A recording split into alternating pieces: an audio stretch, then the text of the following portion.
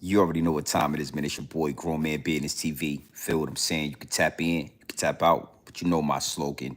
You know what I suggest, and I suggest you tap in. So let's get right into it. Now, listen, you already know that time and energy, highest forms of currency. Your time and your energy are your highest forms of currency, my G. Listen, I know they got y'all here chasing the bag, chasing that money, chasing that moolah, getting to that guap, stacking that paper and all that. But keeping in front of your mental Rolodex, that time and energy are the highest forms of currency that you possess, my G. It is what it is. It'll be what it's going to be. Big salute to all my day one investors, everybody that's tapped into the channel, everybody that's locked in. Yes, we are approaching 19,000 subscribers. We are definitely constant elevation and growing organically. It is what it is, my G, but an even bigger salute, an even bigger, head nod, fist pump to my new subscribers, to my new investors, to everybody that's making their way to Grown Man Business TV, regardless of the shadow ban, regardless of the algorithm. You understand what I'm saying? Tapped in, locked into the channel, and here to get this information, here to rock out with your boy Grown Man Business TV. I mean, it is what it is, and it'll be what it's gonna be. Big salute to y'all. We growing organically. We on our way to the top. And yeah, man, we here. So I know y'all see the thumbnail. I know y'all see the title. You understand what I'm saying? FBA versus everybody. You understand what I'm saying? Our culture is contagious. Hip hop and beyond. I put these words and these things in the title to just give you a synopsis and give you some context on what we gonna be talking about. You understand what I'm saying? So it is what it is, and it'll be what it's gonna be. But I said what I said. Now listen, big salute to everybody that went and watched that video. White people have dog fur. You know what I'm saying? This the logistics and the statistics in the YouTube, the YouTube app is telling me that video was doing beautiful numbers. It's getting a lot of interactions. Like I said, watch that video and go into the live chat. Now, I want to say this. You understand what I'm saying? That video and that perspective, that analogy, that perspective, that thought process, you know what I'm saying? That opinion has a lot of people with their panties in a knot. It has a lot of people with their panties in a knot right now. It is what it is, and it'll be what it's gonna be. 118 people in the live chat. Make sure y'all hit the subscribe button. Make sure y'all locked into the channel. And I got a lot of people in the DMs. I got a lot of people in the comment section. Some people are riding with it and they like it. They think it's funny. And then some people think it's a bit racist. You understand what I'm saying? Look, already in the live chat, a bit racist. And I wanted to use that as the foundation of what I'm about to talk about tonight. I want to use that as the trampoline that I'm about to jump off and I'm about to take off. You know what I'm saying? Shoot to the moon with this topic. It is what it is, and it'll be what it's gonna be. I said what I said, and I meant what I said. One thing for sure, two things for certain here at Grown Man Business TV. This is Grown Man Business. 184 people in the live chat. Make sure you hit that subscribe button. You understand? I'm gonna say what I mean, and I'm gonna mean what I say unapologetically. And we're gonna talk about this tonight because I got a few minutes, and I'm gonna tap in with the people. The game is over, and here we are. I said what I mean, and I mean what I said. There is no backtracking. I told y'all. You understand what I'm saying? Yeah. The hair sheds like dog fur. When it gets wet, it smells like a wet dog. It's a reason for that. It's a reason for that. Now, like I said, go watch the video, and you can get a full context on what I'm talking about. You understand what I'm saying? That 3% of Neanderthal in y'all bloodline and y'all genetic makeup is what make y'all have that dog fur. It's what make y'all smell like an animal when you get wet, right? But like I said, some people understand what I'm talking about. Some people understand where I'm going with it, and some people just take it as racism, and I want to use that. We're going to talk about that. You understand? So, black culture. You look at the title, our culture is contagious. You know, we really gonna take our time, and we gonna unpack this situation. So let's just start from here, right? When the rabbit has the gun, it's never fun. When the rabbit has the gun, it's never a fun situation. And right now, a lot of Caucasian, a lot of my white investors, they feel like the rabbit has the gun. They feel like it's a bit racist. They feel like they're being attacked. But I want to tell you something. I rub shoulders with white people every day. I rub shoulders with people of different nationalities every day. And what I've learned over the years is that as soon as a black man speaks up for black people, as soon as a black man is willing to protect black culture, that's when it comes a bit racist. That's when it becomes a problem. See, the people in the live chat, the people in the comment section, the people in my DM like Tom, that feel like me saying what I said about that dog fur is racist, never feels like or never felt like it was racist when white people said we have nappy hair.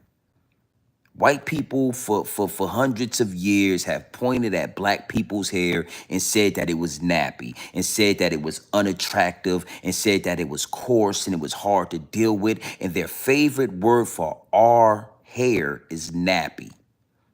You never see them in the comment section saying it's a bit racist to say that we have nappy hair. You never see those white people in the comment feeling away when it's against black people.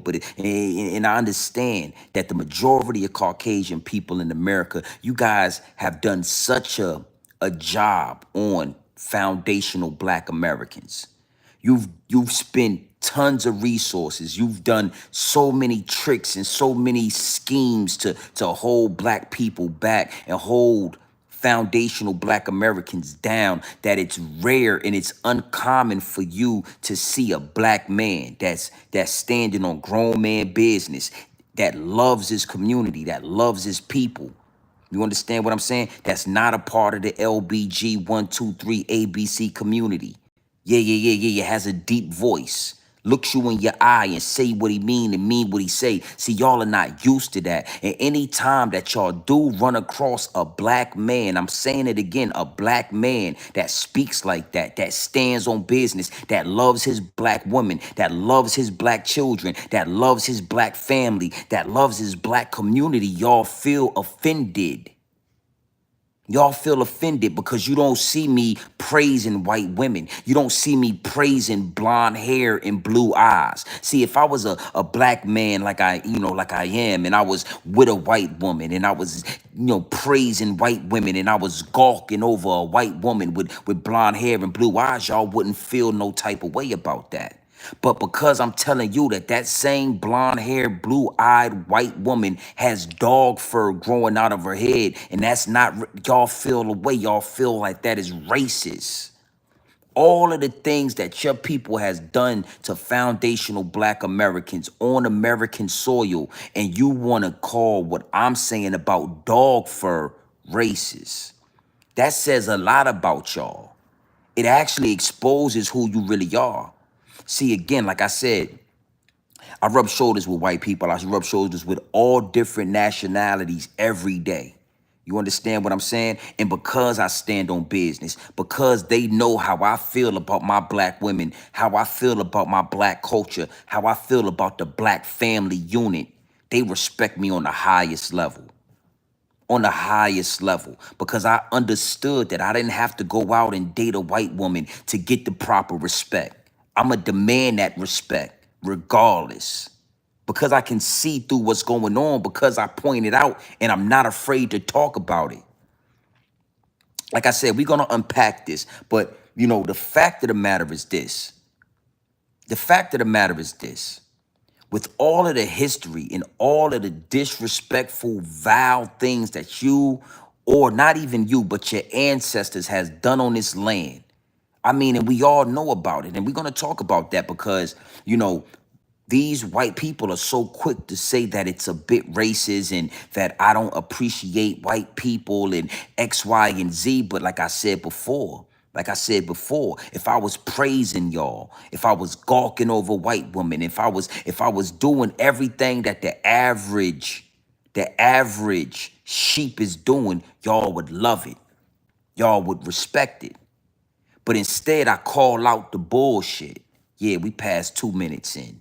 We passed 2 minutes, so now I can, the algorithm is sensitive. You got to be real careful on YouTube. One thing for sure, two things for certain. I drop these videos and you need to know something. They all go green because I figured out how to work the algorithm. I figured out how to work this thing. Say what I mean and mean what I say and still get paid while doing it. I'm a different type of black man. I'm that black man that Leonardo DiCaprio was talking about in Django when he said, out of every 10,000, you got an exceptional nigga. I'm the exception. I'm him in the flesh. I told y'all that. I told y'all that. You understand? Now, let's really unpack this situation because I needed to get that out there. I understand why y'all think it's racist. I understand why y'all really think that me calling your dog fur out is racist. Something is small, something is minimal. I mean, it's very lightweight. That I'm not disrespecting anybody. I'm not, in the video that I did drop, I said respectfully in the beginning. You know what I'm saying? I addressed it. I addressed the white investors, my white subscribers. I spoke to y'all directly. You understand what I'm saying? And very respectfully pointed out and gave y'all the ins and outs on why it's dog fur. When y'all get wet and y'all come in the house and y'all smell like a wet dog, like, why aren't we able to address this without it being racist? And I understand what's going on. Like I said, it's no problem to disrespect black people. It's no problem to listen to rap music where black people are talking about killing each other. And it's no problem. It's no problem with calling black people nappy-headed, whatever you want to call them. There's no problem. That's not the bit of racist. But as soon as I call out your 3% a Neanderthal bloodline and genetics, yeah. As soon as I point that out, as soon as I let y'all know that I'm smarter than the average Joe, that I am the exception. See, me telling Caucasian people about the dog fur that they have growing. Me telling Caucasian people why they smell like a dog when they get wet, it really sparked something in them, and it struck a nerve, and it let them know that I can see through all the makeup. I can see through all the BS, my G. I know who you are. And I know that you know who I am. And it's really got their panties in a bunch. It's really got them in a frenzy. My DM is overflow. It's really just wild to me. Now, like I said, the culture is contagious. The culture, this black culture, is contagious. You understand what I'm saying? And the more y'all try to make us believe that it's not worth nothing, the more y'all try to make us believe that, our features are too big and too X, Y, and Z, the more I'ma expose what this is. You understand what I'm saying? I talk about your dog fur, but for a long time, y'all said we had big noses and big lips, and y'all wore blackface, and y'all disrespected our culture. And at the same time of telling us that our lips was too big, y'all went to these doctors and got lip fillers. Y'all went to these doctors and got lip fillers so that your lips could look like our lips. You understand what I'm saying? Like, you have to be able to see through the smoke and mirrors, my G. It is what it is, and it'll be what it's going to be. Like I said, we're going to unpack this like a suitcase. We're going to unpack this like we was on a trip traveling, my G. We're going to unpack this like luggage. So there go a part of the luggage unpacked. There it is. I am the exceptional nigga. I am that 1 in 10,000. I'm the one, homie. I'm the one. I'm not a slave to the algorithm. I'm not a slave to a YouTube check. I'm not a slave to fame and glamour and glitz and glamour, and everything that glitters is not gold. I'm not a slave to likes. I'm not a slave to views, my G. We run it up regardless. I'm a threat to the establishment. I'm not a slave to white women. I'm not attracted to white women. I don't like dog fur. I don't like multicolored skin. This patch is a little bit tan and this patch is a little bit pale. I'm not into that. You came to the right place. This is Grown Man Business TV. So we're gonna unpack this like luggage. The black culture. The black culture has been infiltrated. It's been infiltrated. And just like Jewish people, Caucasian people hate when you point out the flaws. They hate when you point out the chinks in the armor. They hate when you point out the obvious. They hate that. But I'm here to do that. All right? So, again, black culture. The culture is contagious. One thing I've always noticed and I've always understood and I've always watched is how, white America will spit on black America, will spit on FBA, right? And at the same time of spitting on FBA, want everything to do with our culture. Yeah, I'm breaking this down. I'm unpacking this like some overseas luggage, my G. So they say that they seem to hate black people, but love what we bring to the table. They seem to hate black people, but love our culture. It's almost like if they could just take our culture and eliminate us, they would do that. But the problem is you can't have our culture without having us, my G. I know it's hard to hear. I know for a lot of y'all, you're going to feel like it's yapping. You're going to feel like it's X, Y, and Z. That's the trolls in the chat. That's the distractions. They're going to send distractions to get, it's powerful, homie. The voice is more powerful than CNN, Fox News, DJ Envy, and Charlemagne the God playing butt tag every morning. This voice is more powerful. I'm a black man that stands on business. Our culture is contagious. For some reason, everybody wants to be black until it's time to be black. Everybody wants to walk like a black person. They want to dress like us. They want to sing and rap like us. They want the swag of us until it's time to stand in the shoes of a black man in America. And I mean, listen, man, when I say that, I'm talking about everybody. I don't want Caucasian people to feel like, they being singled out. I don't want Caucasian, because this applies to everybody. This applies to Latinos. This applies to Mexicans. This applies to Asians. This applies to Africans, my G, even African people. Yeah, let's talk about this. You ever notice, you ever really paid attention that you have a rapper in every culture across the globe? You got Asian rappers, you got Chinese rappers, you got African rappers, you got Mexican rappers, you got Latino rappers. Do you ever understand and notice that you got Haitian rappers, you got Jamaican rappers? Everybody wants to be a rapper, but you don't see black people doing Chinese music.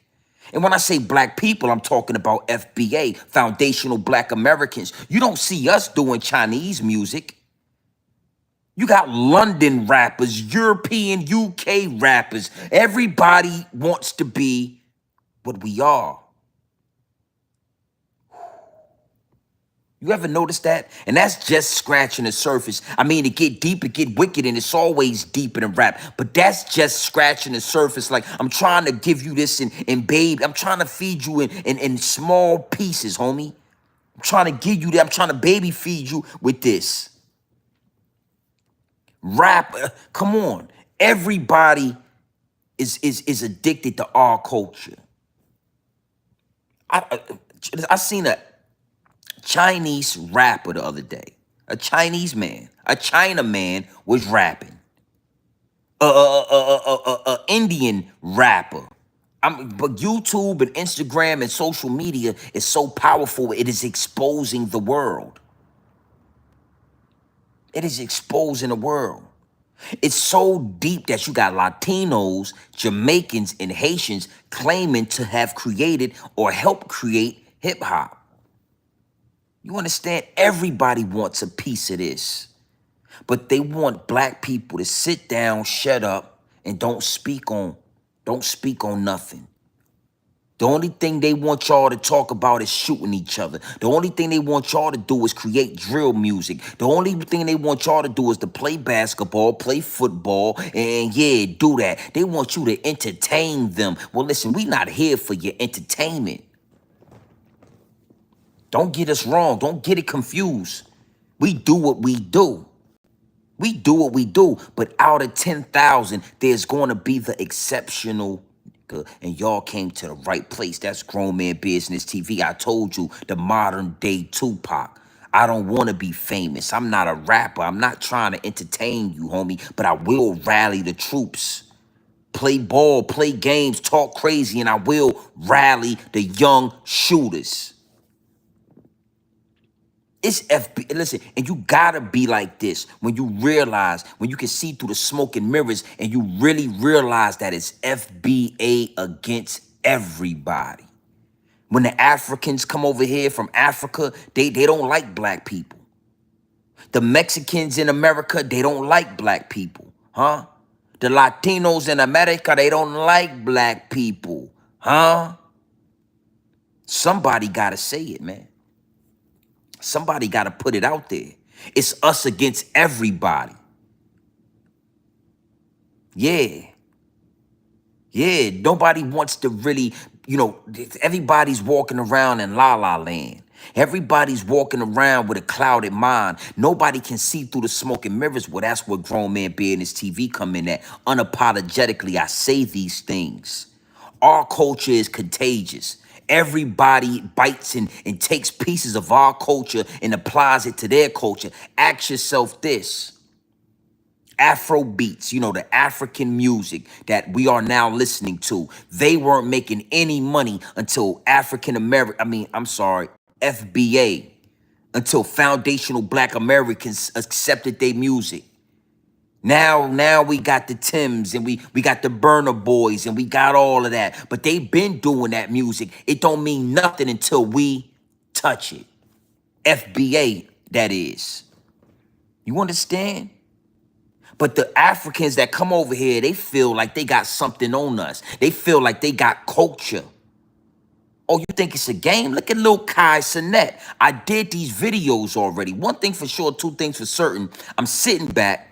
I'm watching the landscape of YouTube and I'm realizing, man, I'm ahead of my time with this shit. I've been spoke about them trying to claim hip hop. I've been spoke about these different nationalities and these different races acting like they got something over on black people. Now, mind you, they don't want to say it out loud because they softer than Dollar Tree cotton. They're not built like we are. So the Mexicans gonna act like, oh, we don't have nothing against the blacks. The whole time they racist towards black people. Africans, we don't have nothing against. The whole time they racist towards black people. Casanet went right on his live stream and said, we don't have no culture. And the whole time Casanet is indulging in our culture. Casanet is not cool. He has not been accepted for wearing a kufi and a dashiki and wearing them African garments. That shit ain't get him rich. Wearing those African garments didn't get Casanet rich. Coming to America, right? Indulging in our culture, FBA culture. Because you gotta say that. You can't let them confuse and you can't let them play with the name of this shit. Casanet was nobody until he came into our culture. Tims, the singer, she was nobody until somebody within rap music, which is FBA culture, took a sample of her voice and made her go platinum. Burner Boy. Nobody cared about that shit until you got to America and we put the stamp on you, homie. So some respect gotta be handed over. Some respect is demanded. It's commanded, homie. And again, I'm telling you, unless you talk like this, unless you ruffle some feathers, unless you say some things that's going to upset some people, unless you say some things, like I said about the dog fur, that's going to get some panties in a knot, they will not give you your respect. They will not give foundational black Americans our respect, my G. You got to talk that talk for them to say, okay, yeah, you know what? Grown man business TV is right. He's right. Casanet, he's a prime example. I do not rock with Casanet. A fucking African over here talking about we ain't got no culture, and the whole time you are over here indulging in black, foundational black Americans' culture. It is what it is, and it'll be what it's gonna be. If you think it's racist, if you don't like it, I don't care about that. It don't matter to me. Because racism didn't start with Grown Man Business TV. Even if you think this is racist, because I don't think so. But if you think it's racist and that's your opinion, then you know what? It didn't start with Grown Man Business TV. You want to stop racism, then you got to stop white supremacy. You got to talk to your ancestors. You got to talk to your higher ups and the elites. And you got to say, stop racism. But don't come over here to a black man that's standing on business and want to point out racism. Do you go to your white counterparts and say, hey, guy, you're being racist. Hey, Tommy, I think you're being a bit racist, Tommy. No, you don't. You let that racism go over your head and you let it go under your bridge and you keep your mouth closed about it. But then you got the audacity. You got the audacity to come to my channel, come to my DMs and try to claim that I'm racist. Well, did you call your grandfather racist? Because a lot of Caucasian people, your great-grandfather was a racist. Your great-grandfather was a rapist. Your great-grandfather was a child molester. Your great-grandfather was a murderer. Do you call out them people? No, you don't. You sit back and you reap the benefits of your racist grandfather. You sit back and you reap the benefits of your racist ancestors, homie. So don't get mad. And I know it hurts your heart. Because again, you done watched 10,000 black men act like monkeys.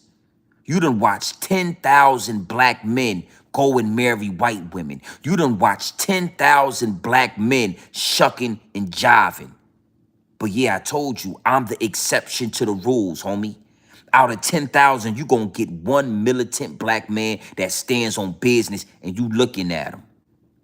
Yeah, you looking at him. You looking at him. You understand what I'm saying? It get deep, it get wicked, and it's always deep in the rap when you scratching the surface. And here at Grown Man Business TV, we are definitely scratching the surface. I want to give y'all an analogy, right? Because, you know, I'm not a religious guy. You understand what I'm saying? I'm not gonna preach the Bible to you. I'm not gonna, you know, I'm not a religious guy, but I'm more spiritual. I'm more in tune with Mother Nature. You understand what I'm saying? And, you know, yeah, I'm more in tune with Mother Nature, and I'm more in tune with the cosmos. I'm more in tune with the universe. I'm more in tune with those things. So the analogy is Mother Nature, right? The jungle. You understand what I'm saying? Now, in the jungle, for a part of the year, you got an abundance of water, an abundance. It's water everywhere. The water hole is everywhere, and all the animals in the jungle, they get to spread out and drink water. But as the hot season come, as it gets hotter and it gets hotter and it gets hotter, right? You know, the water starts to dry up, and it gets to a point where there's a small water hole. And now all of the animals in the jungle, they need water, and they have to have a certain amount of respect for each other when they come to the water hole. You understand what I'm saying? They have to have a certain amount of respect for each other. So now you got the lions, you got the hyenas, you got the hippos, you got the elephants, you got the gazelles, you got all the animals of the jungle at the water hole drinking water, sharing space. And after they leave the water hole, right, they all go back to their designated areas. And I apply that to humans. I apply that to society. You understand? I understand that, you know, the water starts to dry up. The resources start to get slim to none. And when I step out of my castle, when I step out of my mansion, when I step out of this big house, I go out and I rub shoulders. I rub shoulders with all the other animals in the world. So now you got black men, you got white men, you got Chinese men, you got Russians. We all out there making money together. We all out there rubbing shoulders together. And after we get done making money and rubbing shoulders and drinking water, I take the information back to my village. He take the information back to his village, and you take the information back to your village. It is what it is, and it'll be what it's gonna be. I'm one of the black men that's gonna go to the water hole, demand respect at the water hole. I'm not over there shucking and jiving. I'm not into white women. You can't trick me with blonde hair and blue eyes. I'm not into that. I love a black woman. I'm not into, yeah, I'm not into that. I'm talking weave, cornrow having black FBA. I'm into that. And after me and y'all rub shoulders, after I come to the live stream, after I go to the money, after I come to the water hole, me and y'all, we gonna all rub shoulders together. We gonna talk. Me and the white man gonna talk. Me and the Asian man, we gonna talk. And I'm gonna say, yeah, this how you fry the chicken, man. And he gonna say, yeah, man, this how you make the noodles. And you know what? When I go back to the village, I'm gonna say, this how we need to make the noodles. Because the Chinaman told me how to, and when he go back to his village, he gonna say, nah, baby, this how we need to fry the chicken. Because I spoke to Grown Man Business TV, and Grown Man Business TV showed me a better way to fry that chicken, my G. That's what's supposed to happen, and that's what's gonna happen.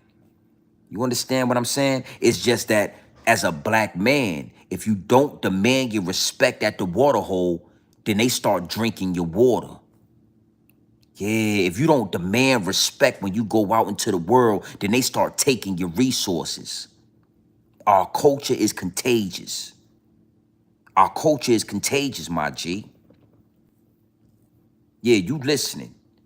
Yeah, and I don't do too much, you know, I don't do too much blocking and all of that. Yeah, talk your talk in the chat. Use your Twitter fingers while you in the chat, but you hear what I'm talking about, and you know what, you respect what I'm talking about. You know what it is. It's just Grown Man Business TV, my G. Yeah, you tapped into the right place.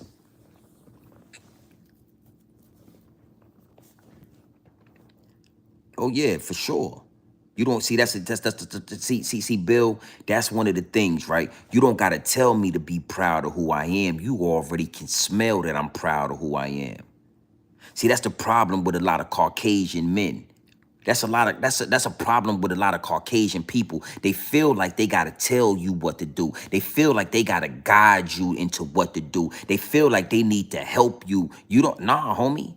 I'm gonna make sure my waves is swimming, and you make sure that dog fur don't shed in my car, Bill. Bill, make sure you hit the subscribe button. Make sure your dog fur don't get in my pool, my G. I don't want to have to use a lint roller after your dog. If it starts raining, make sure my house don't smell like a wet dog when you come in it. You ever heard that, Bill? Bill, have you ever heard that? I just dropped a video about dog fur, Bill. I suggest you go watch it. I suggest you go watch it, my G. Salute. Salute to the chat.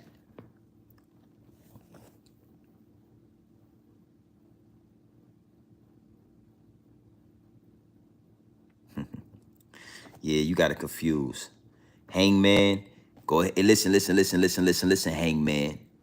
The problem is, you see, let me tell y'all something. Let me give y'all some game, right? Don't ever let somebody confuse you with the word insecurity. Oh, don't let anybody use you or confuse you with the smoke and mirrors of being insecure. See, when you standing on business, they gonna try to muffle you by telling you that you're insecure. Oh, he's insecure with himself. Nah, homie. Anytime somebody says that you're insecure, take that as a red flag. There are no insecurities over here, Hangman. I'm the black man that's gonna give you the chair and let you do exactly what your name is. Look, let me say this again. Hangman. Hangman. I'm that one in I'm that one black man. I'm that black man, the 1 in 10,000, the exceptional nigga. I'm him. I'm the one that's gonna give you the chair, and I'm gonna kick it from under you and watch you do what your name say exactly. Yeah. You came to the right place. You came to the right place, my G. FBA versus everybody. Oh, this is what happens when you leave the guy in the room with his insecurities and, you know, he doesn't have God. No, I am God body, my G. See, y'all got it fucked up, Hangman. That's why, again, I'ma kick the chair from under you, Hangman, and you're gonna do exactly what your name says it is. And I'ma watch you. Huh? Hangman? Yeah. I'm the one that's gonna make up the news for you and let you do what your name say.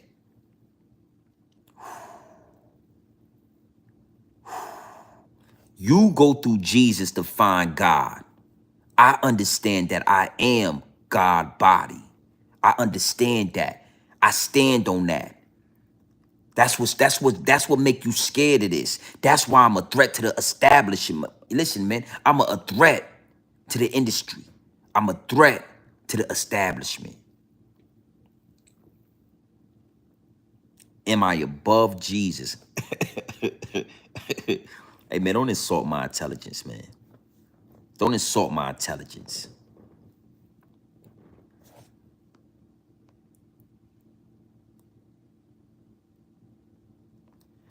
Do I got to get on a ladder to rub shoulders? Nah, man. Nah. You talking to the right one. You talking to the right one. See, again, these people gonna ask you dumbass questions. Oh, do you think that you're above Well, who is Jesus to you? Who is Jesus to you? You do say, Do you think that you're above Jesus? they're gonna ask you silly shit. They're gonna try to insult your intelligence. And let me tell you something. When you sit there and you try to answer these dumbass questions, you're insulting your own intelligence. Crazy? Do you think that you're above Jesus? Amen. Amen. First off, figure out what his real name was. You know what I mean? Do your due diligence. You understand what I'm saying? 123 people in the live chat. Make sure you hit the subscribe button. I'm giving y'all a taste of what it really is. I'm giving y'all a taste of what it really is, my G. FBA versus everybody. Everybody want to be black until it's time to be black. Everybody want to show compassion and act this way and act that way until a black man standing on grown man business don't bend, break, or fold. Oh, and He doesn't like white people. He's calling our hair dog fur.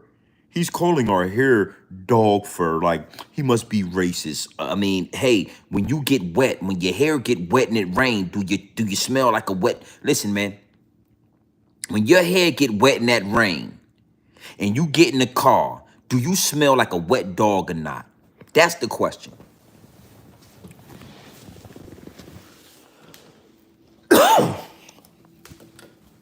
That's the question. So if you smell like a wet dog, then how is it that, what's wrong with me calling your fur dog fur? Let me get something to drink.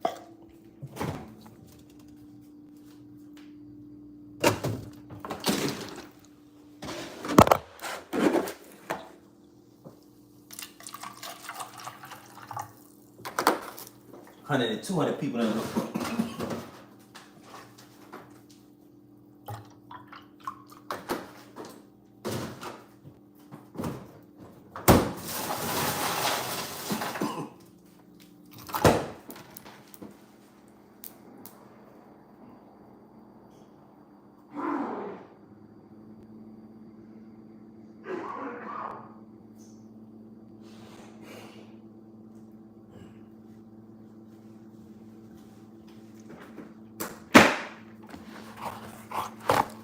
Mm-hmm. 210.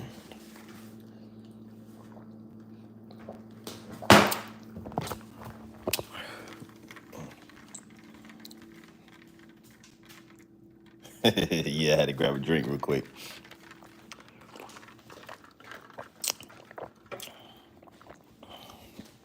You already know what time it is.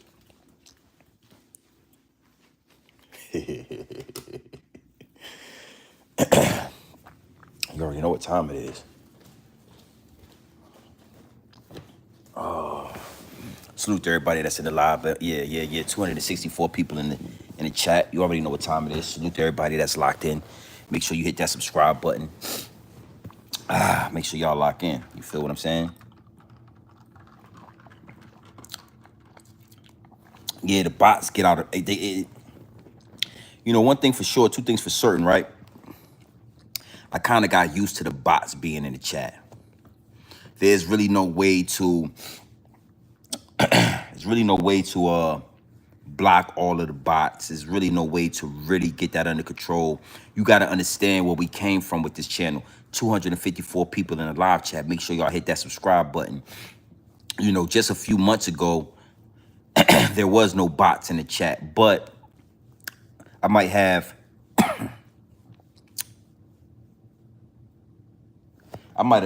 see, I think, hold on. Hold on real quick.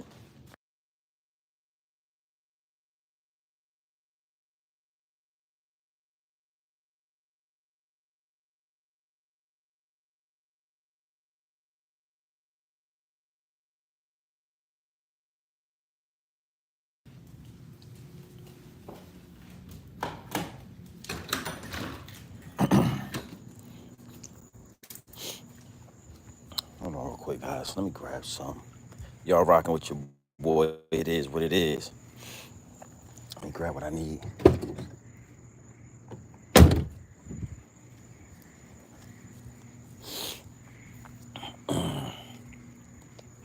Yeah, that shit was making my throat itch. I don't know what that was. It's crazy. Salute.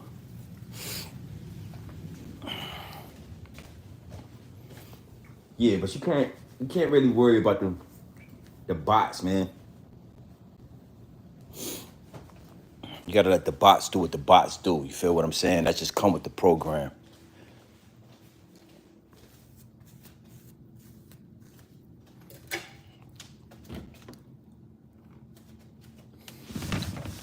Little church. See that? Turned up.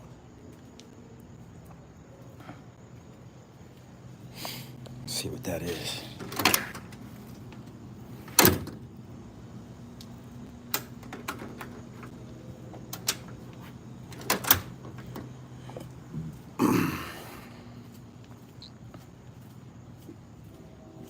Salute 272 in the live chat. Make sure y'all hit that subscribe button. Oh, we about to get back to this FBA talk. We gonna get back to this FBA talk. Guaranteed, nigga. Lucky dude, yeah. Oh yeah, for sure. This is Grown Man Business TV. You in the right place. Make sure you hit that subscribe button. Yeah, we turned up. Turned up for real. See, jacuzzi is up. See that? In the right place.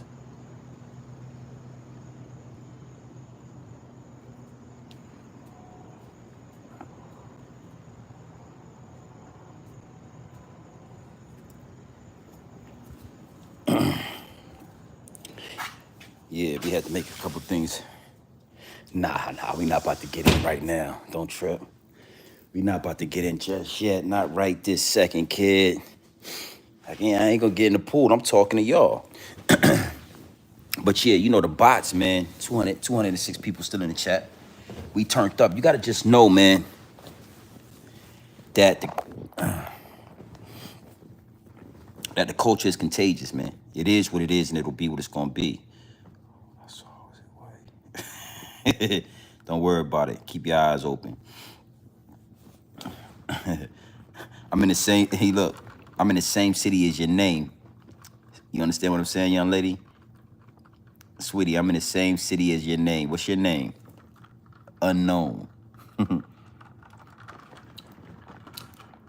Yeah, man. You know the bots is kind of uncontrollable. You know, the high erupts and the elites.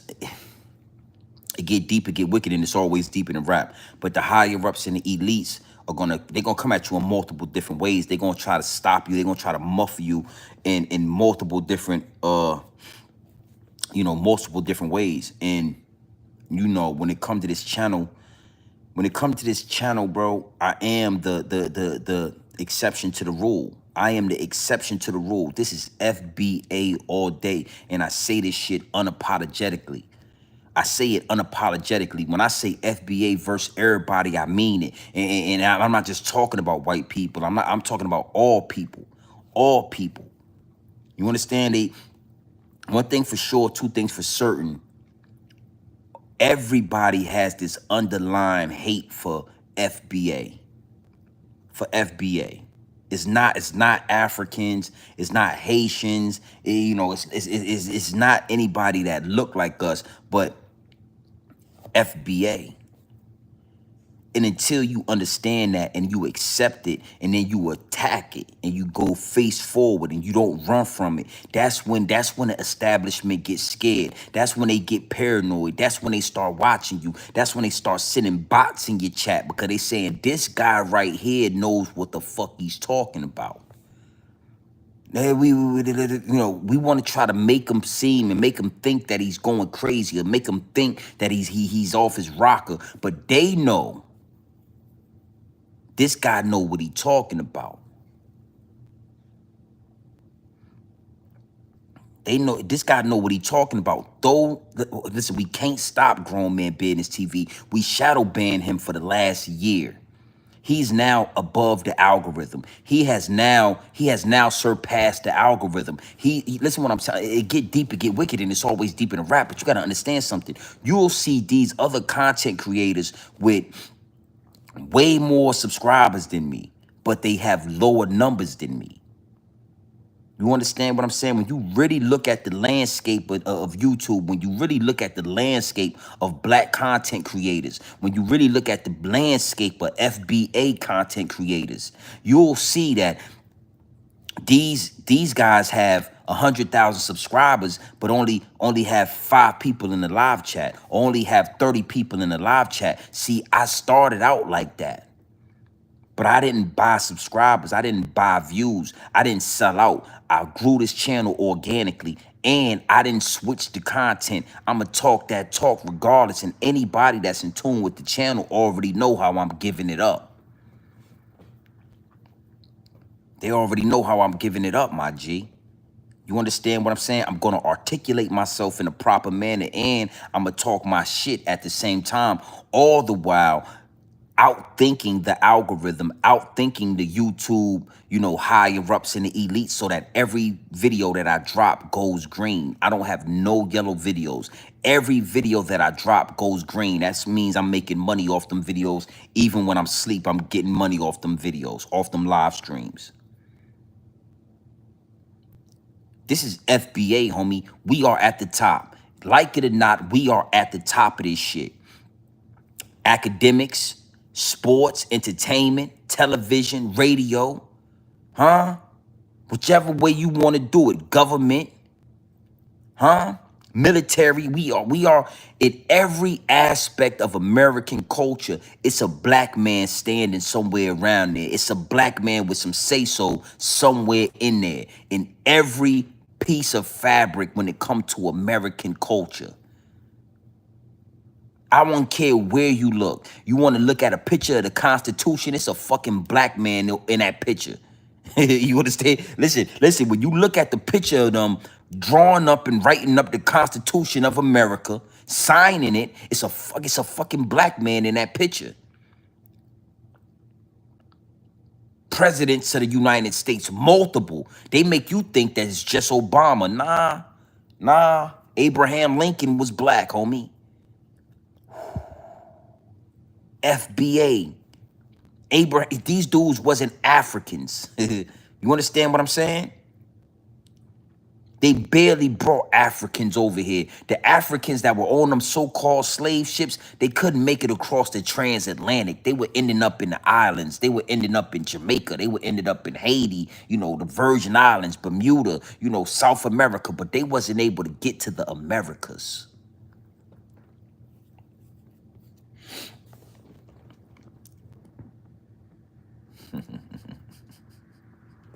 You hear though, Ricky? So if I'm crazy, right? If I'm legit crazy, Ricky, but you in my live chat, what the fuck that make you, Ricky? What that make you? You understand what I'm saying? Think about it, man. Think about it. If I'm crazy, what that make you? Cause you over here listening to a crazy person, right? Nah, subconsciously you know that this is the real deal. Charlie P, what it do, my G? Yeah, subconsciously you know what this is. You can't deny this shit. See, yeah, you here because you can't deny this. Yeah, those Africans didn't make it over here. The people that were slaves and shit, the black people that were slaves was captives of war. They were COWs, my G. They was captures of war. Why? Let me give you a prime example. Let me help you, right? Why you think that Jamaicans, Africans, Haitians, people from the Virgin Islands, they all have this certain dialect. They all have this certain accent. They all sound like they from the islands. That's because they all come from Africa. Why you think we don't have none of that? Oh yeah, you know, FBA, we don't have no certain dialect. We don't sound like we don't have none of that.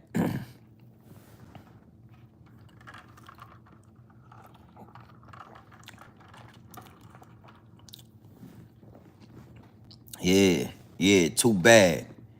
Too bad. Got they panties in a knot. Got they panties in a knot because I done called them out. I done exposed that shit. Something we all knew. Charlie P, all of us knew this shit. We all have smelled a white person. We have all smelled a wet dog. We, in our community, in our culture, as FBA, since little kids, we've all understood that when a white person get wet, they smell like a wet dog. This is not something I just made up. This is not something that I just came up with trying to be, you know, racist. Racist. Nah, this is something that's been known for hundreds of years. We've known this for hundreds of years that white people smell like wet dogs. Wet dogs when they get wet. They smell like wet dogs when their hair get wet. We've known it for hundreds of years, but again, grown man business is the exception to the rules. I'm the one that pointed it out. I'm the one that's gonna put it in your face. The same way y'all told us our hair was nappy. Nobody thought that was crazy. Nobody thought that was crazy to tell us we got nappy hair. But as soon as I tell you about your dog fur, now it's a problem. And see, it's even more a problem because I'm not one of those black athletes that's going to, no. I'm not one of the black dudes that's going to marry a white woman because, no. I'm not one of the black dudes that you gonna be able to send one of those blonde hair, blue-eyed white women to the party and try to trap me in and try to get me for sexual assault because I ain't into white women, homie. See? That's how they knocked off the majority of your leaders. The majority of your leaders, the majority of the people that they thought could be the Messiah, they sent the beautiful white woman with that dog fur shedding all over the damn place. You know, a head full of blonde dog fur, and they sent them right at your favorite leader, right at the top leader, right at the dude that they thought could take it to the next level. And you know what happened after that? Bill Cosby. Yeah, you know, they was scared of Bill Cosby at one time. Did you know that? Bill Cosby was in position and they were scared of Bill Cosby. Michael Jackson was in position and they were scared of Michael Jackson. And they sent the little, yeah, dog fur having little white boy to Michael Jackson and they tripped him up. Let the little white boy come to the Neverland Ranch, and yeah, and there it is, Michael. Your ass is done. Oh, Bill Cosby. They send them dog fur having white women at Bill Cosby, and 35 years later, you got 20 heads of dog fur talking about Bill Cosby was doing X, Y, and Z. You can't send that at me. I ain't into it, homie. I don't want no dog fur around me. I don't want no dog fur in my house. I don't want no dog fur in my car. I don't want none of that blonde dog fur. That shit stink, man. That shit stink, man. I don't want it around me, homie. That's what it make me dangerous. Aboriginal man, what it do, my G? I see you in the chat. We having fun tonight, man. But you know, the downloads get the download, and I don't rehearse this. I don't write it down and rehearse it in the mirror before I bring it to y'all. You know, I'm looking at my DMs and I'm seeing more and more white people, bro. Yo, Grown Man Business TV, you know, I've been following you and subscribed to you for a long time. And, you know, I just don't like what you were saying in the comments that you made about dog fur. Grown Man Business TV, man, you're a racist, man. I never knew that you were racist because you were calling our hair dog fur. Brother, it's not hair. Dog fur and hair are two totally separate things, my G. Calm down. Grown Man Business TV. I just want to tell you, man, I unsubscribed to you yesterday because I seen a video about you talking about dog fur and saying that we smell like wet dogs. And we don't smell like wet dogs because we have dog fur. We smell like wet dogs because our hair gets wet. Nah. Nah, homie. My hair gets wet when I go out into the sun and when I go out into the rain. And I don't smell like a fucking wet dog after I get wet with the rainwater. I just showed you. I got a big pool outside. It's a beautiful saltwater pool. And when I get in it and get out of it, my hair doesn't smell like a wet dog. I'm not being racist. Y'all are in my DM. Y'all are not denying that you smell like a wet dog. I don't have one person in my DM, one white person in my DM saying, yo, I don't know what you're talking about. We have never smelled like wet dogs. I don't have one person in my DM saying, Grown Man Business TV, our hair doesn't shed like a golden retriever. So just like with Jewish people, right? You can point out some shit about Jewish people and say, yo, y'all do X, Y, and Z. And what, right? We can call out some shit about Jewish people and they'll just say you're anti-Semitic. They won't say why. They won't say this, that, and the third. They won't deny what your claim is. They'll just call you anti-Semitic. And I feel like it's the same thing with these Caucasian people in my DM because they're not going against what I'm saying. No one, listen, I said that your fur sheds like a golden retriever. A sheepdog. You ever seen a sheepdog? I suggest you Google a sheepdog. Your hair looks like a sheepdog. Your fur look like a sheepdog. Your fur look like a golden retriever. Your fur looks like a golden retriever's fur. It sheds like a, so instead of addressing that, you're just gonna call me a racist. Is what it is and it'll be what it's gonna be. Listen, if you pay attention, right? In my DM, it's only white people that's addressing this. Like, I really struck a nerve with white people. But if you listen to what I said and if you listen to the message, I said it's all people outside of black people. Asian people have dog fur. Latino people have dog fur. Huh? Indian people have dog fur. Huh? West Indies, all of that shit is dog fur. The closer you get to black people, the closer you get to FBA, the closer you get to us, is the further you get away from having dog fur. So I said that. I said that. I didn't just, you know, I said that. Asian people, Chinese people, Japan, all that shit. The whole Asian culture has dog fur. Huh? Yeah. It's dog fur. The shit shedding everywhere. I gotta get a lint roller. If I don't let you in my house. I don't let you can't come in my house. My people already know you can't come. My dad. I can't bring you. You can wait outside. I'll be right out. Cause my dad, he's not gonna let you come in the house. Why? Why is grown man he's not gonna let us? Yeah, your hair and shit. My dad is he's allergic to dog fur. I'm sorry, I have to just be honest. My daddy has a really high and low tolerance for dog fur. And when you come inside the house, you're leaving dog fur all in the foyer. You got dog fur in the pool. We got to clean the pool out. Yeah, you come in my room. Dog fur.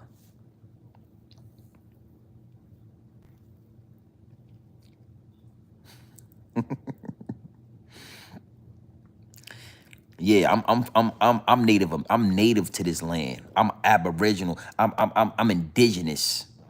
You understand what I'm saying? I'm FBA, homie. I'm all black. I'm nigga nation. I'm all that. I'm all through and through.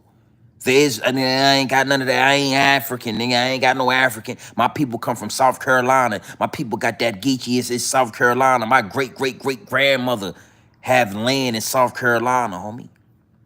You understand what I'm saying? I'm from this land over here.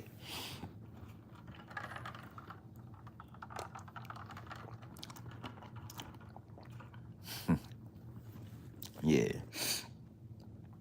yeah, yeah. It is what it is, and it'll be what it's gonna be. Feel how you feel about it, homie. Feel how you feel about it. Go find me an African. Go find me a full-blown African with a beard on his face. And I ain't talking no choppy shit. I'm talking a beard like mine. A full-grown beard on his damn face. You go find me an African, a full-blown African that got one of these. Nah, homie. I come wherever I want to come.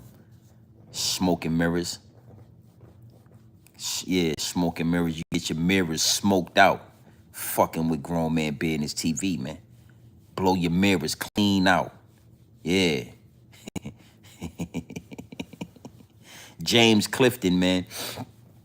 You know, hey, man. I feel how you feel, man. You know? Lucky for you, I'm even acknowledging your comments and shit. But I'm going to acknowledge it, man. Fool, wake up, whatever you want, I'm wide awake. That's what make me different from you. That's why I got over almost 2 million views on this channel. 2 million views, homie. I ain't even close to 1,000 videos and I'm already approaching 2 million views. That's why I'm approaching 20,000 subscribers. You think you think it's a game? You think it's easy to do that? You got a page. You got a page. Let me see you get 20,000 subscribers. Let me see you do something on this thing. Let me see you do something with your channel. If you know more than I know, if you smarter than I am, if you more awoke than I am, then give people the information, homie. Give them the information, because if you really got the information, your channel gonna grow, regardless if you like it or not. But I guarantee you, you won't get 10 subscribers. Because that bullshit, James, that you think you know, you've been whitewashed, you've been brainwashed. You gonna get to talking some shit we done already debunked over here. You gonna get to telling some people some information that we done already debunked over here at Grown Man Business TV. I don't know, man. You know, you could do something with the super chat or something like that. You know what I'm saying? I only have 19,000 subscribers. How many subscribers you got? How you gonna say only? And you ain't even got 1,000 subscribers, Sam W. You ain't got 10 subscribers, Sam W. You ain't got no subscribers. I could go to your channel right now and guarantee you I put $1,000 on it right now. You ain't got no more than, you ain't got 50. Come on, man. I said I'm approaching. See, Sam, you gotta, see, let me tell you something. You gotta close your damn mouth and open your ears, Sam W. I said I'm approaching 19,000 subscribers and going on 20,000 subscribers, my G. Stop with your Twitter fingers. Stop with your Twitter fingers, right? And open your ears, man. Doing good, man. Everything's smooth, man.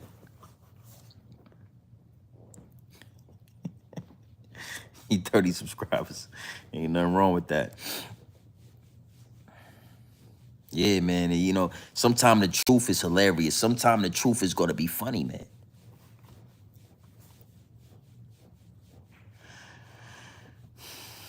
Come on, man. Hey, listen to me. Give me 2 seconds, right? I'm engaging with the chat. Y'all got my attention. You heard me talk my shit. I done already said what I'm gonna say. I'm gonna say some more about this FBA business, but I'm engaging with the chat, man. Make it worth my while, my G. Make it worth my while. You know what I'm saying? You want to know, come on, I'm engaging with you. I'm giving you the time of day. 20,000 subscribers. Now, mind you, just like these other guys, man, once I hit a certain amount of subscribers, I ain't gonna be able to talk to you guys.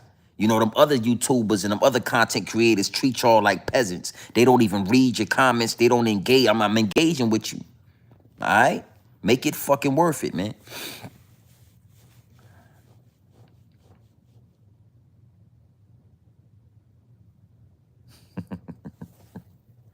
Hey, yo, my note, man. Um, hey, listen, man. You know, time and energy is the highest forms of currency. So if you want to donate, figure out how to donate. You know what I'm saying? You could go to the Cash App, you could do it through the YouTube, but I don't come up here for donations, my G. This is, you know, I ain't got a cup. I'm not YouTube. Yeah, I'm not on YouTube with the cup out asking, can y'all put something in the cup? If you want to donate, then figure out how to donate, my G. You want to donate, figure out how to fucking donate, man. You feel me? It is what it is and it'll be what it's gonna be. What it do? What it do? Nothing's going on right now too crazy. I'm just engaging with the live chat. I'm just engaging with the people in the chat. But I will say this: if you want to know, you know, you want to see me talk that crazy, you know what I mean? Give you that business. Go ahead and hit that little red button right there and pull it back, and you'll be able to see exactly what's going on in the live chat. Let me put my charger in. No, I'm not being foolish, man. That's the last thing I'm doing is being foolish, man. Remember that. Foolish, you crazy. I don't do foolishness. This is big dog shit. This is grown man business TV. You know, I ain't gonna lie, man. The whole shit with that pallet, whatever's going over, I'm gonna tell you this, man. Whatever's going over there, let them. That's not none of my business. See what I'm saying? That's another thing with the smoke and mirrors. What they do here in America is where, you know, as FBA, we done went through genocide. We done went through slavery. We went through being hung. We went through all of that to still make millions and still become billionaires and millionaires on this land. And then as soon as something happened in Palestine, we supposed to care about what's happening in Palestine. You asking me, I don't care about none of that. Whatever they doing in Palestine, man, do y'all shit, man. That ain't none of my business. That ain't none of my business. And you know, I don't want to know. I don't care what y'all doing. I don't want to donate to what y'all doing. I don't want my tax dollars going to Palestine or whatever y'all got going over there to you know, the Ukraine and all that bullshit. I ain't into none of that. So do you love the Palestine? I love the Palestine people as just as much as they love FBA people. And that's very little. Did they care about when we was getting killed by police? Did the Palestine people care about when we was getting hung from trees? Did the Palestine people care about when we was going through slavery? Did the Palestine people care about that? Did they donate money to America to get us out of slavery? Did the Palestine people say, hey, stop doing that to black people over there? Did the Palestine people have anything to do with that? So when you ask me about the Palestine people, I can only do anything. I can only be real with you, homie. I don't care about that. Huh? If you know what my advice is, if it's time to go to war, then go to war. That's my advice to the Palestine people. Don't ask us for no money. Don't ask us for no help. Don't put your hands out for no fucking handout. If the people over there want their land back and they ready to go to war and they ready to go ahead and start doing what they doing, then go to war. Go to war or shut your mouth up. That's how I feel about the Palestine shit. Because I care so little that I don't really know much about what's going on over there. I know the Palestine, the Hamas, some people is over there saying we want our land back. We about to be killing shit behind this land. We tired of y'all enslaving us. We tired of y'all oppressing us. And that's the land that belong to us. So my advice to whoever is over there in the Palestine people is to go to war. Nigga, don't. It's time to go to war. Because you got to understand something. When it's time for FBA to go to war over here, which is coming. You didn't know that it was coming? When it's time for the war to jump off over here and it's time for y'all to pick a side, because you Haitians is going to have to pick a side. You Jamaicans and you Africans is going to have to pick a side because y'all black in their eyes. When it's time for the war to jump off over here, guess what? Them Palestine people not going to give a fuck what's going on over here. Them Palestine people not going to make no phone calls for us. Them Palestine people ain't gonna donate no bread for us. Them Palestine people ain't gonna send their tax money dollars over here to the US to supply us with funds.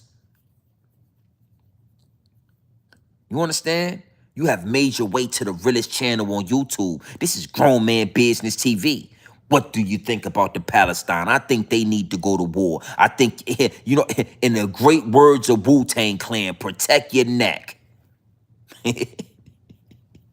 That's what I would tell them over there in Palestine. Protect your neck. You ever heard that Wu-Tang? This is a part of our culture. Wu-Tang Clan, this is a part of us. Hip hop.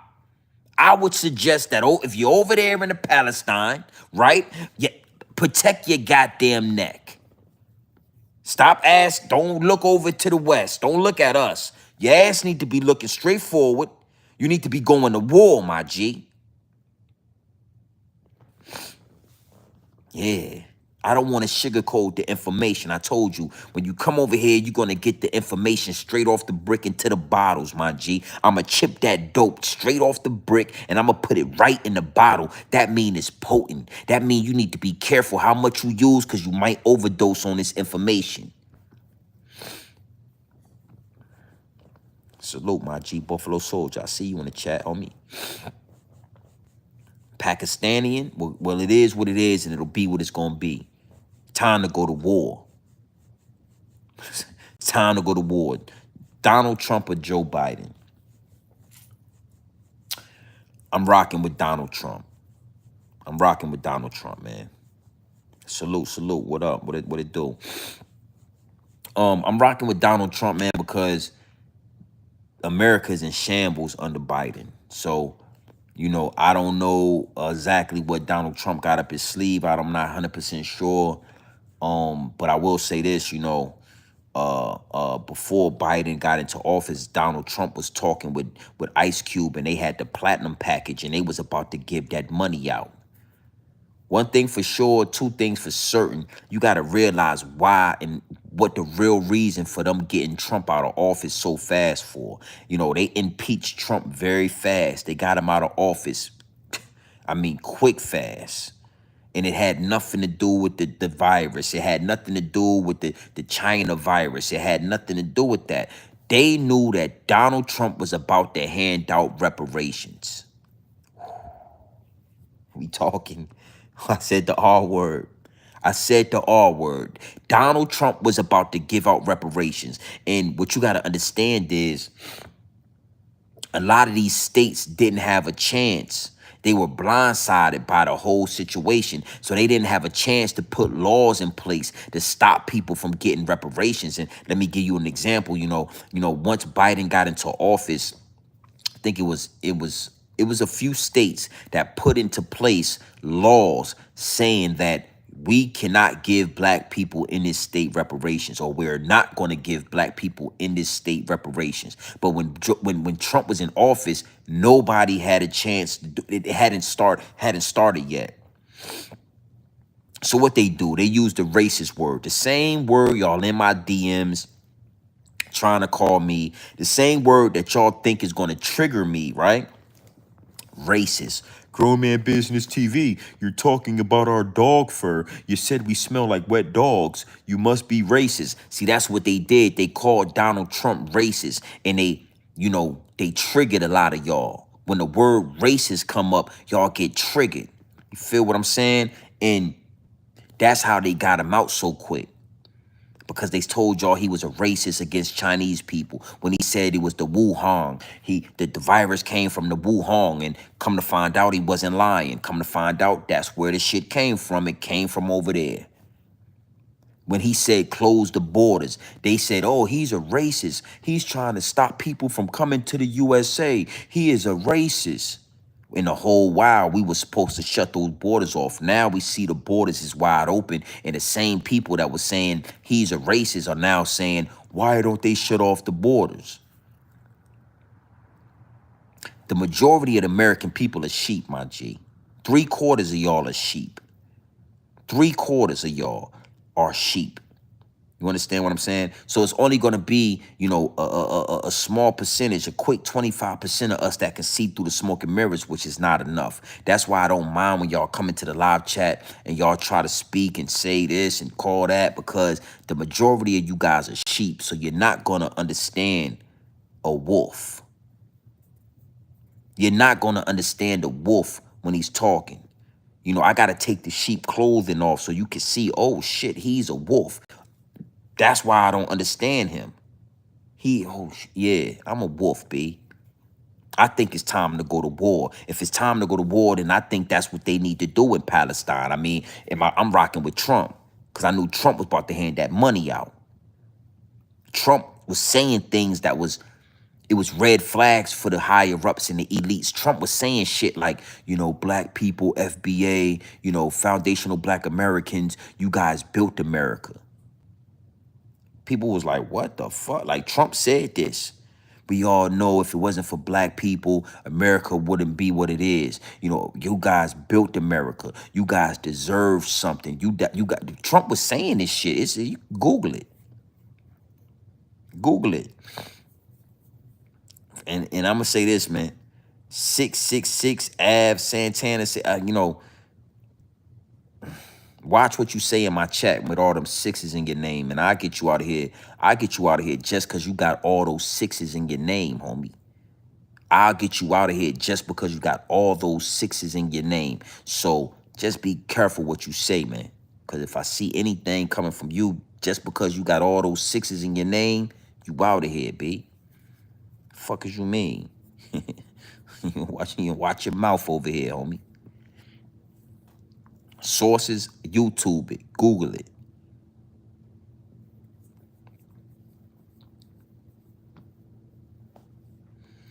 Nah, you know, I don't do too much talking. I ain't into that.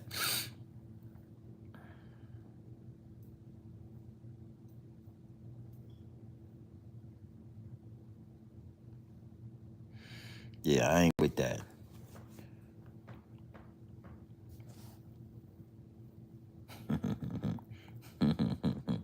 Your great grandfather, I'll be rolling in his grave to see a young nigga living the way he living. A lot of white people you know, it's a lot of poor white people right now. It's to the point now where race and color, that shit don't even matter. You know, you know, for so long, race really mattered.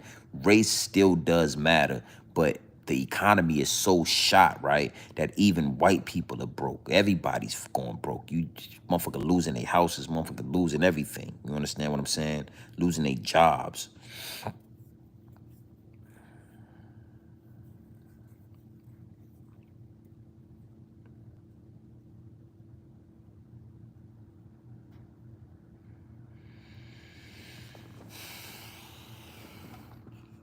War is war, my G.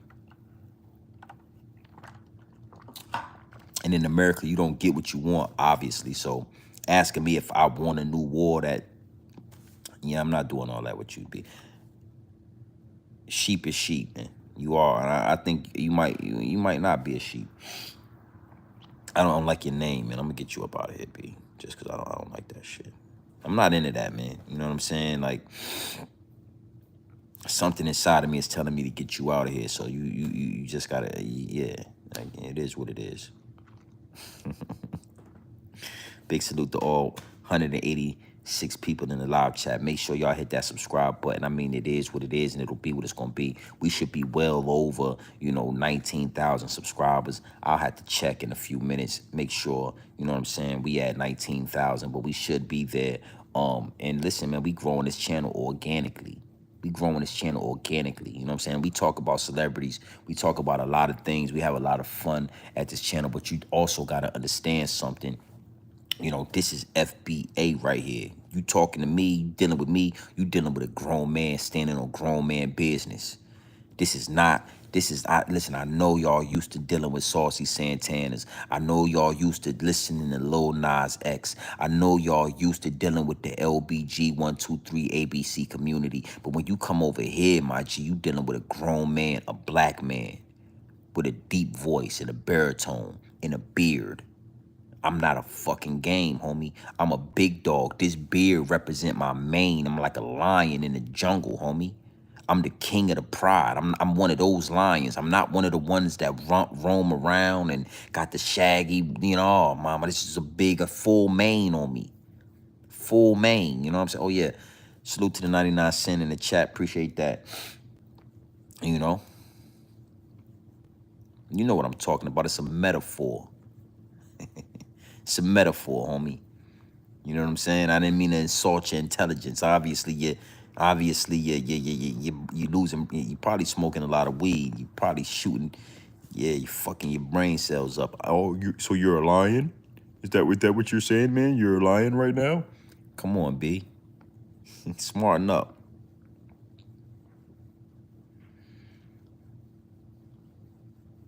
Yeah, yeah, for sure. For sure, I'm getting exactly what I want out of this. I'm getting exactly what I want out of this. You understand what I'm saying? I don't pray the same way y'all pray. I command my reality. I command the universe. I command I command what's going on around. I command this shit. We don't even pray the same. You got to ask yourself what attracted you to this channel. It's 1 in the morning. Somehow you have, you beat the algorithm and you're now here at Grown Man Business TV and you're falling up under my voice. You're falling up under my voice, my G. Words are powerful. Words are spells. And somehow you have been guided and directed to Grown Man Business TV. And somehow you are now falling under my voice. And if you have not exited the live chat, then you still here falling under my voice, my G. You got to ask yourself that. I command my reality. You motherfuckers is sheep. Y'all asking for, y'all praying for it. Y'all asking and praying and begging. And I'm commanding this shit.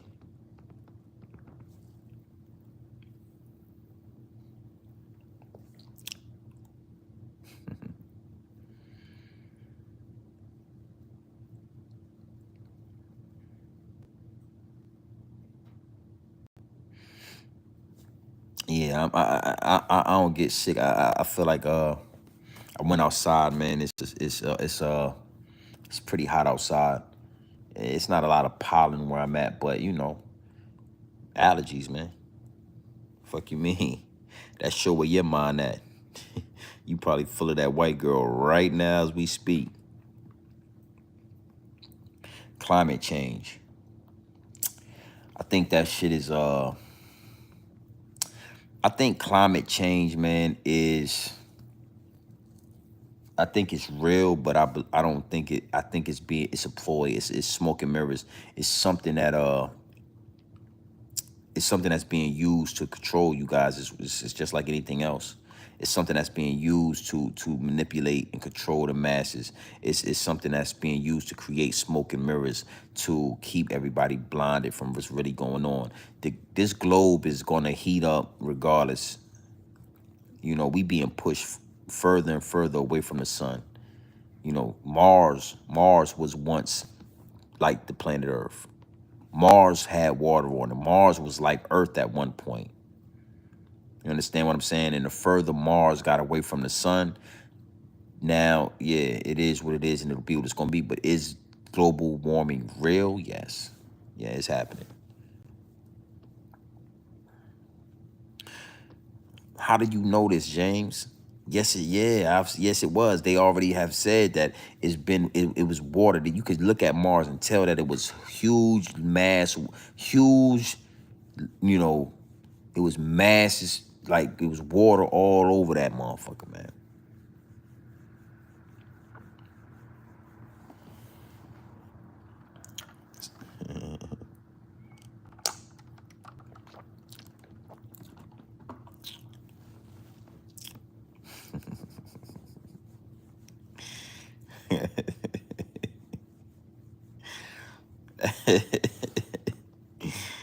Y'all turned up in the chat. I'm gonna get you out of here. Yeah, y'all turned up in the chat.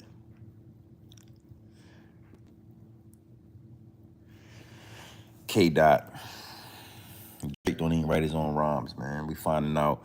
I heard a reference track from Drake today for Mob Ties. That shit broke my heart, my G. I think I'm gonna do a live chat about that, man. That song Mob Ties was one of my favorite Drake songs, man. And that shit broke my heart to hear that Vori. Vori wrote the song, man. That shit broke my heart. Yeah, man, a reference track. Sick of these niggas. Sick of these niggas. Hire some help. Get rid of these niggas. And what it was, it is what it is. It is what it is. It is what it is. And I'm so tired. I fuck with them all, but I got ties. I got ties. I got ties. Knock you off to pay they ties. Toot toot. They with me gone, but don't know why. I might just have to. I'm gonna do a live about that. That shit broke my heart, B. Shit broke my motherfucking heart, man. I ain't gonna lie, man. Vori wrote that song, Mob Ties, for Drake. And it's the same fucking words. It's the same everything. And this is the thing, right? when these when you have a writer, when you have somebody ghostwriting for you, they do something called a reference track where they'll do the whole song. They'll give you the song on a CD or whatever. You can go home and you can memorize the song and you can get comfortable with the song, and you can feel the song. You know what I'm saying?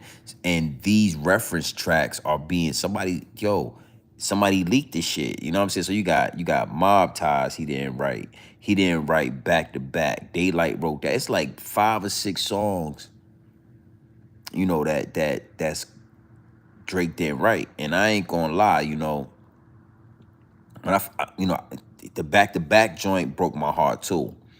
Because you fucked Meek Mill career up with that back there. You didn't even fucking write it. That shit was terrible, son.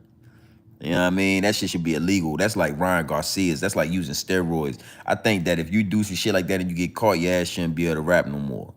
Just like Ryan Garcia shouldn't be able to fight, Drake shouldn't be able to rap no more. Now I'm gonna talk about this tomorrow. We gonna do yeah, man. Yeah, Adrian, man. This shit broke my heart, bruh.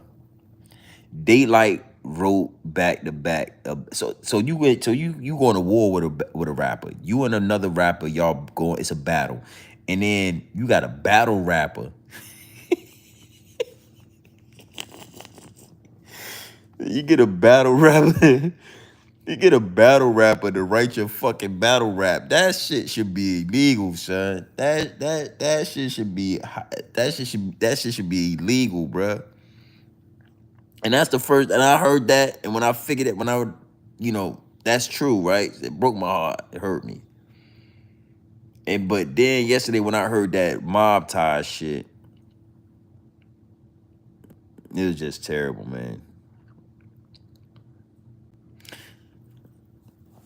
Do you? Stop asking me silly. Don't ask me no dumbass shit like that. As long as you understand it, that's all that matters. Yeah, man, that shit was Milli Vanilli. Yeah, Diva. Yeah, man.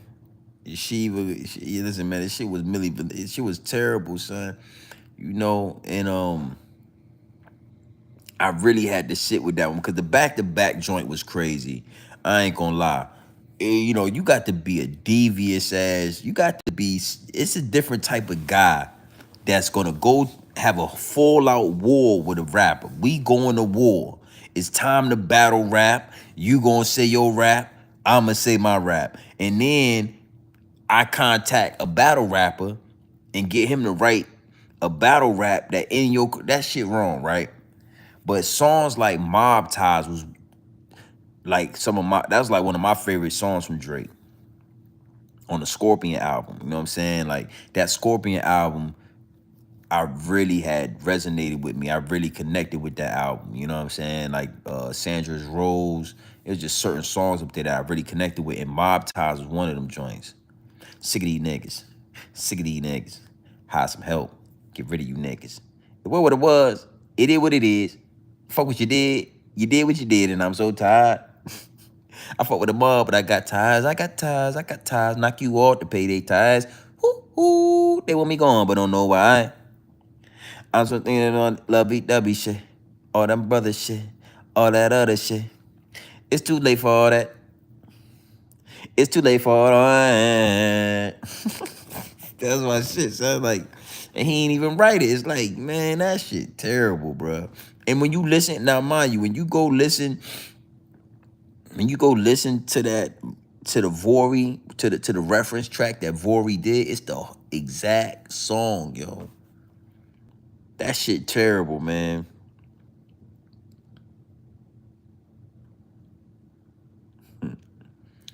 That shit is terrible, man. Get that paper. Skoo. They went on, I don't know why. That shit broke my heart, man. Shit's like some mob shit. I feel like mob style, man. This shit fucking, you broke my heart, man. Drake, you broke my fucking heart with that one, man. Get your money, man. I don't respect none of that shit. All his raps need to be thoroughly examined. We need to go through every album and figure out what you wrote and what you didn't write, and then we could really assess what you are, my G. Like, at this point, you ain't even a rapper. You like a motherfucking actor. You still acting. So you thought this was goddamn Degrassi. Oh, that's what happened. You got the script and you read it and memorized it and sung it just like on Degrassi. Nigga, this is rap. This is hip hop. I don't know what y'all made this, what y'all thought was going on. This ain't that, man. This shit right here ain't that, man. And that's why I said too, Drake is not a rapper. Drake is like this nigga is from a subgenre. This nigga from a subgenre of music. That shit ain't hip hop. That ain't rap, bro. Yeah. I was shocked, bro. I ain't gonna lie. Like that mob tie shit is like, bro, what the fuck? Like, that ain't even like no song where it's like real hard. It's like, bro, what the fuck? Why you ain't just make your own song?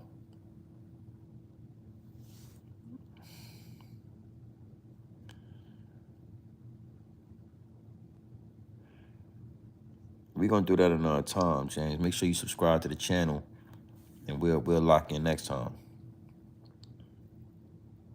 Yeah, I'm gonna do a video on that.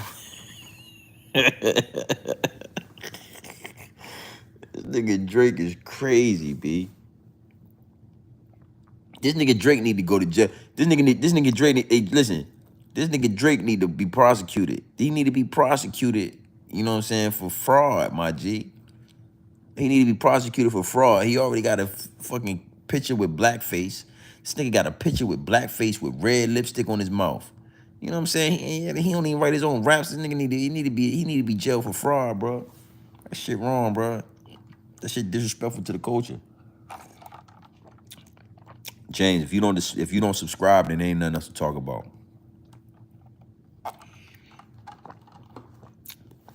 James, I'm gonna give you 1 second to say you to go ahead and just subscribe. If you don't, I'm gonna block you from the channel. Don't come over here no more.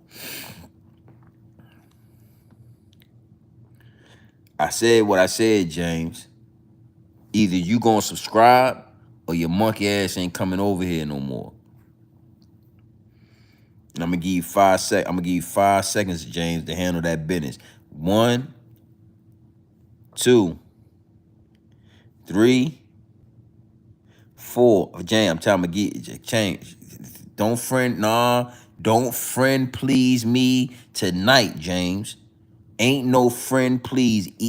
I'm gonna tell you, I'm gonna check my YouTube studio. If you don't subscribe, James, don't come. I'm gonna get rid of you. And I'm gonna give you 5 minutes, James, to go ahead and handle that business. If you don't subscribe to the channel, your monkey ass ain't coming back over here no more. All right? You find somewhere else to go talk your talk. And I'm telling you this, and I guarantee you, James, you gonna want to come back over here. Yeah, you gonna want to come back over here. You're gonna want to come back over here. Cause when I get rid of you, you're gonna be trying to come back over here. Yes, you're gonna be able to. I'm telling you, I'm gonna give you a few seconds, James, to think it through. I'm gonna give you, James. Let me get you up out of here. Then how about that? See how that worked, James? You fucked up. Appreciate that. I'm glad you subscribed to the channel. Hey, look, man. Your wife like it, Florida.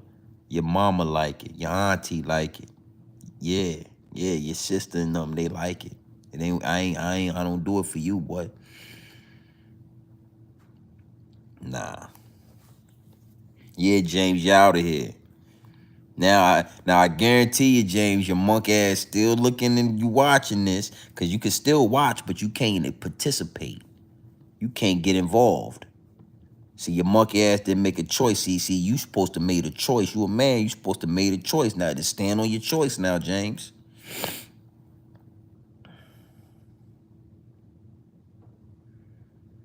You can't replace black with nothing.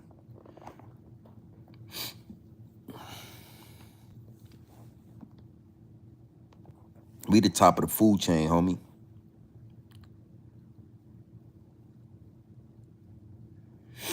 I gotta see him. I ain't see him. He said Black Jesus.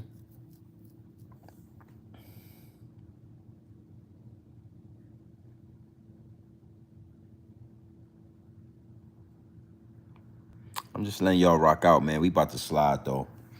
You know, we about to slide. Hold on.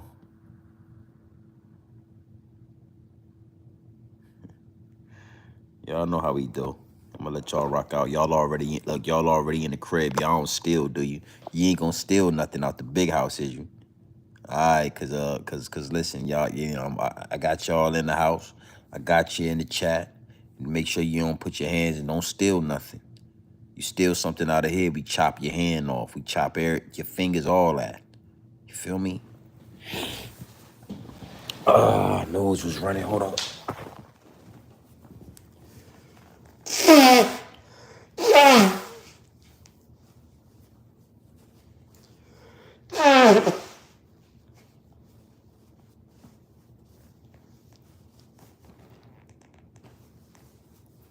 No, I ain't got no. I don't lend. Nah, get up and go get it. Don't ask me to lend you no money. Get your ass up and go get some money now. There's plenty of money out there. Don't ask me to lend you a goddamn thing. There's plenty of money out there for you to go get. You asking me for it? No, hell no, nigga. Hell no, nigga. Running your goddamn trap to me. Ask me for no money, God. You tripping.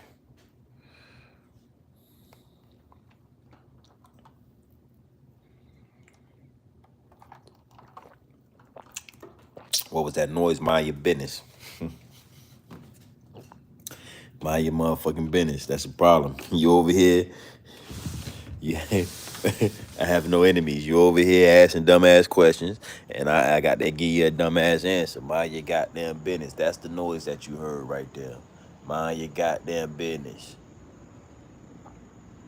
Mind your goddamn. Ooh, that hole lit up. Ooh, that hole lit up. Ooh, that hole done lit up. That hole done lit up, homie. Appreciate that. Appreciate that. You in the right place. You dealing with the right one, man. You know, I'm just letting y'all know y'all ain't dealing with no suckers, man. You dealing with the right one. You know what I'm saying? Appreciate. Oh shit. You know what I'm scared of, man? I'm scared of possums, man. You see that? Ooh, that hold it up.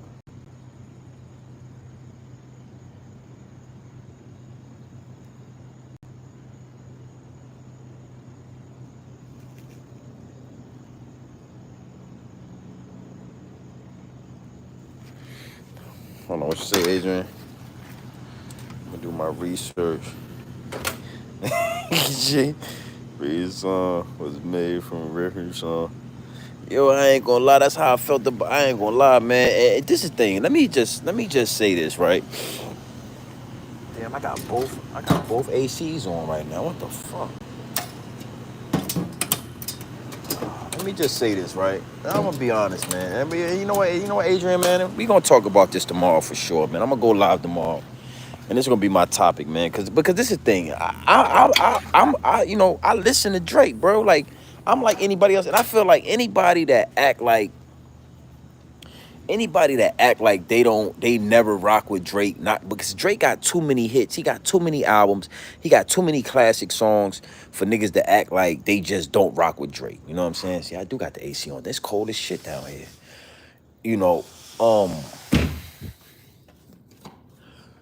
so I rock with Drake. You know what I'm saying? Now, when it comes to Kendrick Lamar, I choose Kendrick Lamar over Drake. no problem.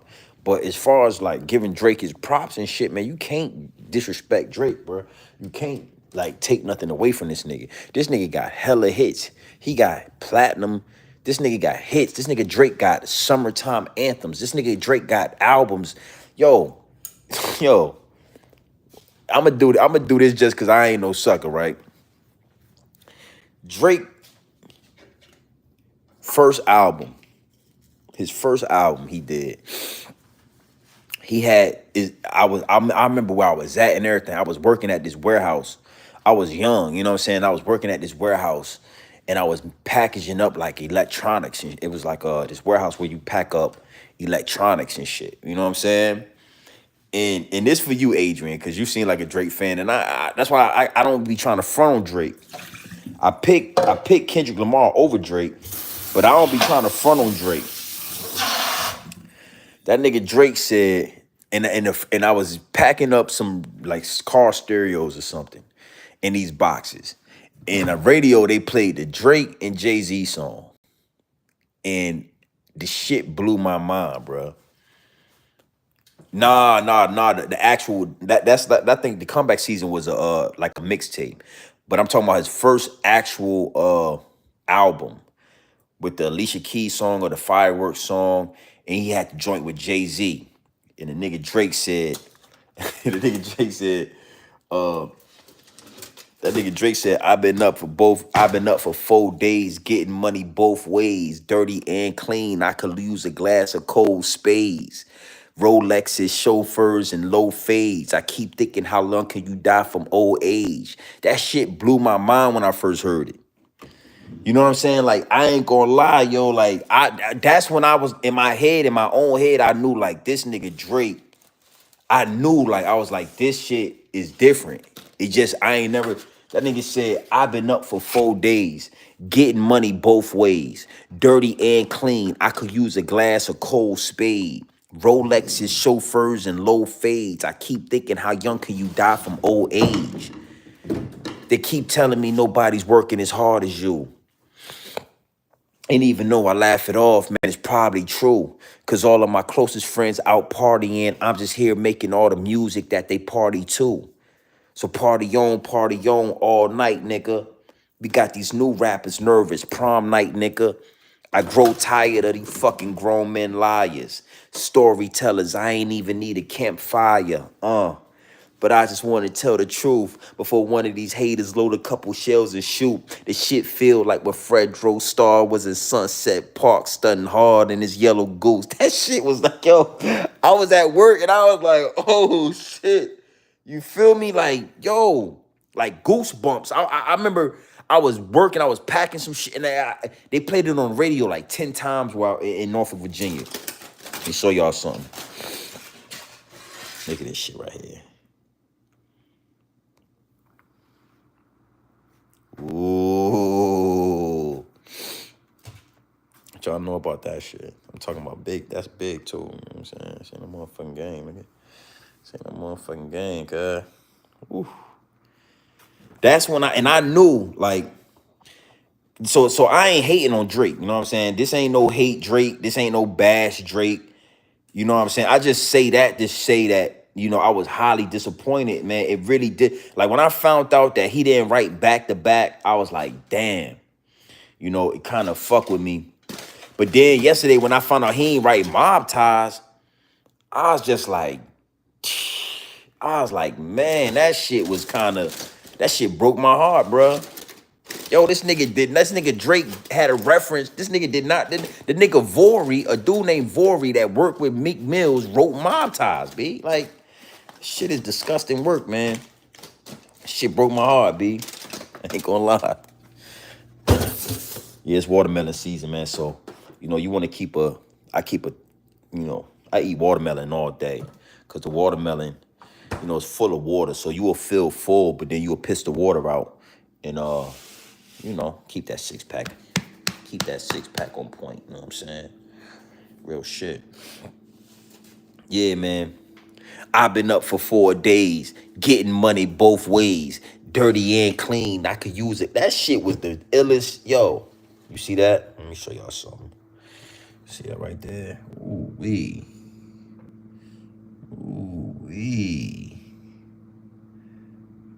Ooh wee. Oh yeah, don't worry, man. We remodeling the kitchen and the bathrooms. You know, with that, you know, without the pool, this house is worth 500,000. Without the pool, I didn't even appraise. Once I put the pool in, I didn't even reappraise the house. The house worth a 500,000 without the pool. But once I get it reappraised with the pool, that's gonna put it up where it need to be at. And then I already redid the floors just so you cause I see you in there. I see you in the chat talking. I done already redid the floors inside the, you know, I done already redid the floors, my G. So watch your mouth. You know what I'm saying? We remodeling all this shit. But all that's about to get remodeled. So watch your mouth, homie. Talking crazy. Like, oh, he got an old style kitchen, nigga. You ain't even got a kitchen. Talking about I got an old style. Watch your motherfucking mouth, boy. I've been up for 4 days, getting money both ways. Dirty and clean, I could use a glass of cold spades. Rolexes, chauffeurs, and low fades. I keep thinking how young could you die from old age? They keep telling me nobody's working as hard as you. But even though I laugh it off, shit is probably true. While all of my closest friends out partying, I'm just here making all the music that they party to. Party on all night, nigga. I got these new rappers nervous, prom night, nigga. I grow tired of these fucking grown men liars. That shit was the ill, yo. I really in my mind was like, yo, I haven't heard no shit like that. I ain't heard nothing ill like that. For real, it was a long time. Like,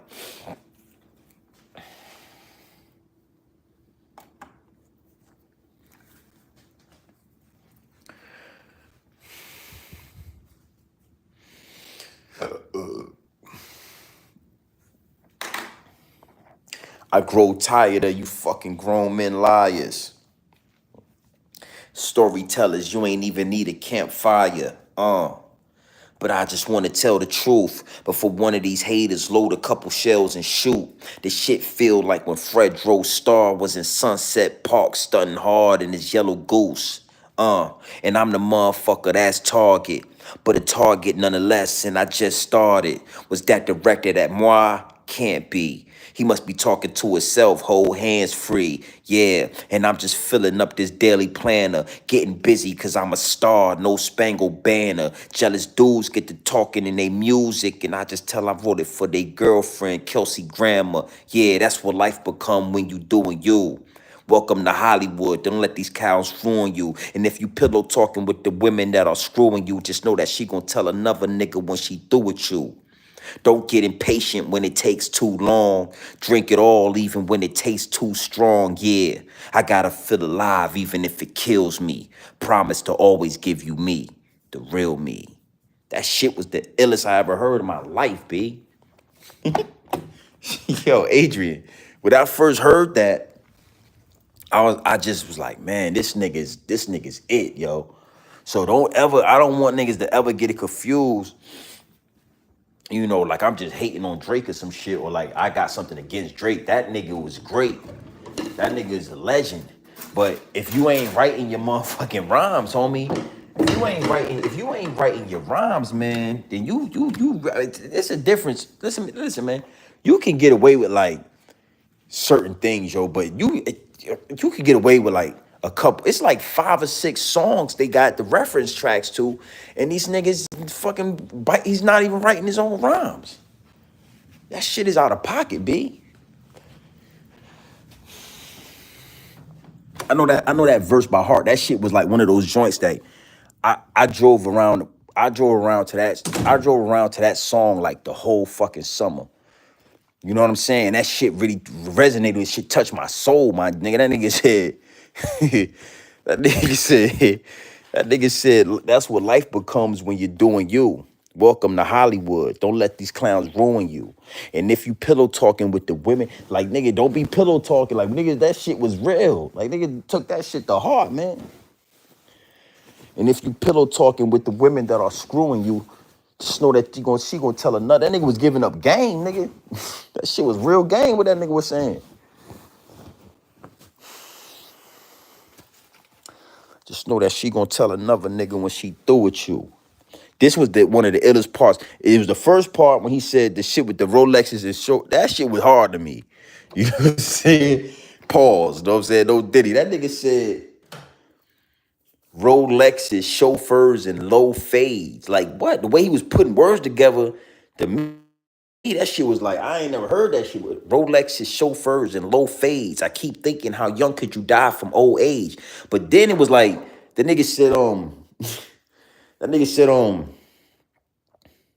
that nigga said, don't get impatient when it takes too long, or drink it all even if it tastes too strong. That shit resonated with me. Like I used that. Like my whole summer, I'm running around Norfolk, Virginia, I'm hustling. You know what I'm saying? I'm getting my money, I'm working, I'm stacking. And like I would use that shit as like the soundtrack to your life. My nigga, like, hold on. Like, yo, you know what I'm saying?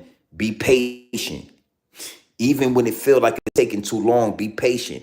You know, don't drink it all, even when it tastes too strong. Yeah, but I want to feel alive, even if it kills me. I promise to always give you me, the real me. So imagine if he didn't write that shit. You know what I'm saying? It's at the point, right? Listen, I'm gonna tell you something. When it come to Drake, it's at a point right now where we gotta fucking go back and we gotta figure out what he didn't write. Shit is out of pocket. That nigga should be ashamed of himself. Real shit. Drake should be ashamed of himself. I'm gonna go live about it tomorrow. Fuck it, I'm gonna do it. I was thinking about it earlier, you know what I'm saying? And you know what? Adrian said go live, and that's what I'm doing. I'm going live. I'm going live about that tomorrow. We gonna talk about that. 150 people in the live chat. It's late night, man. Y'all, what the fuck y'all doing up so late?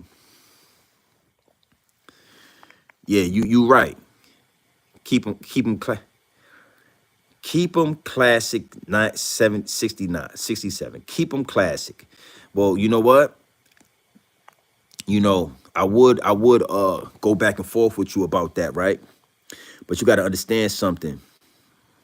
You know, you said professional. So I'm not going to argue that, because if I'm yapping or not, I get paid for these videos, homie. I get paid for these live streams and I get paid for these videos. So when you said professional, you were 100% right. And I'm not going to argue. I'm not going to argue that. Yeah, I'm not going to argue that. God damn, Bad Boy. It's a cologne called, I can't think of the damn name of the woman that makes it. It's like Carolina. Her name is like Carolina something, but it's called Bad Boy. The shit come in a bottle that looked like a lightning bolt. Yo, trust me, I know y'all like Bond Number 9 and all the trust what I'm telling you. That cologne by G is called Bad Boy. And it's made by Carolina something. Her name is Carolina something. And the shit come in a bottle that look like the shit come in a bottle that looked like a lightning bolt.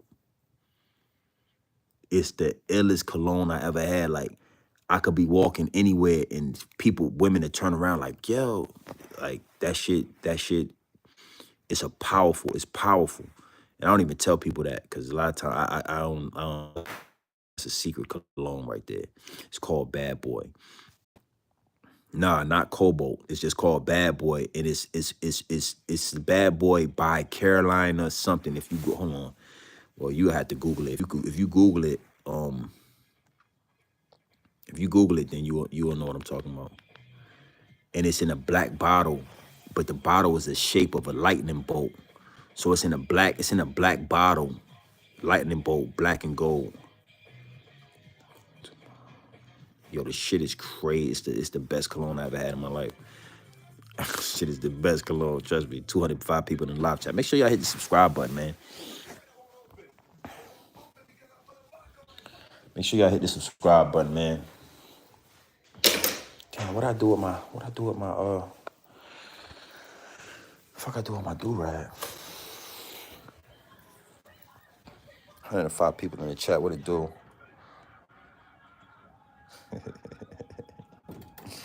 Yeah, you know, they can't hold the realest down. They can't hold this. You know, I'm one of the realest. So they can't hold the realest down, you know. He said it smell like coffee. Yeah, woo, Adrian, my boy. Adrian, I'm gonna fuck around and give you, hey, Adrian, I'm gonna fuck around and give you a wrench, my G. You probably get a wrench soon, for sure.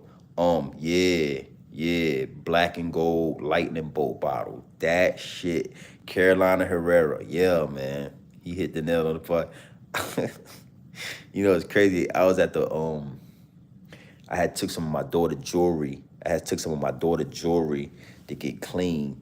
Earlier today, I went to the mall and I got her jewelry fixed and I got it clean. And I was about to, cause I just ran out. That's why I didn't show y'all the bottle because I just ran out. All that bad boy. But that shit there, it's like 200 a bottle. 150. You could get it on sale for like 120, depending on when and where you buy it. I think my last bottle I got was like 225. I mean 125, my bad, 125 for the bottle. But yeah, that shit is love.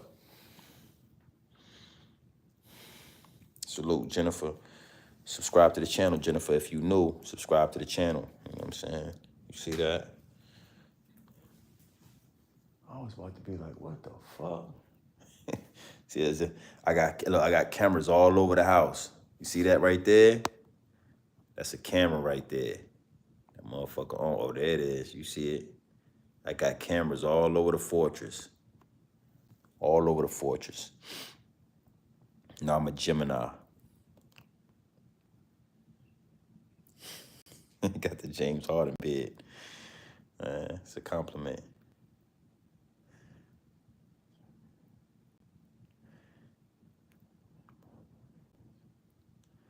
Yeah, add that one for sure, my G. That's I just gave you some game right there. I just gave you a secret. Let me tell you something. A lot of the time when people ask when I wear that shit, right? It be so many women that'll stop me. They'll stop me in my tracks, like, oh my God, you smell so good. You know, what is that? And I never tell people what it is. And I always tell them, I'm not gonna tell you what I got on so you could go get your husband or your boyfriend the same cologne that I'm wearing. Don't worry about it. You know what I'm saying? But thank you so much. Because they always be like, yo, what is, you know? So me telling y'all that, you know what I'm saying? Me telling y'all that is just me giving y'all some game. You know what I'm saying? Carolina Herrera, yeah, bad boy. The lightning bolt bottle. You got to make sure it's the lightning bolt bottle. And I'll put you on some more game. Perfume. Her perfume and her is crazy. So the men cologne is in a lightning bolt bottle, and her perfume for women is in a high heel bottle. It's a black high heel with a red stiletto, with a gold stiletto in the back. Fire. Fire. Get that shit for your girl. Get it for your wife. Get it for your daughter. Get it for any female in your life for like Valentine's Day or whatever, the birthday. It's a big high heel, black high heel with a gold stiletto. That shit smells fire. Yo, whoever you buy it for, whatever, I'm telling you, Carolina Herrera, shit is the illest. Go to like Macy's or something. Nah, goddamn, Charlie P. We ain't just get back. We been back. We ain't going nowhere. I'm just running up them numbers right now, man. You feel me? Yeah, like I said, man, you gotta learn. Like I said, you gotta learn this YouTube shit. You know what I'm saying? You gotta learn this YouTube shit. You know, I got couches and shit in here. I got couches and shit in here. You gotta learn this YouTube shit. Right now, we just running the numbers up. We just running the numbers up right now. You feel me?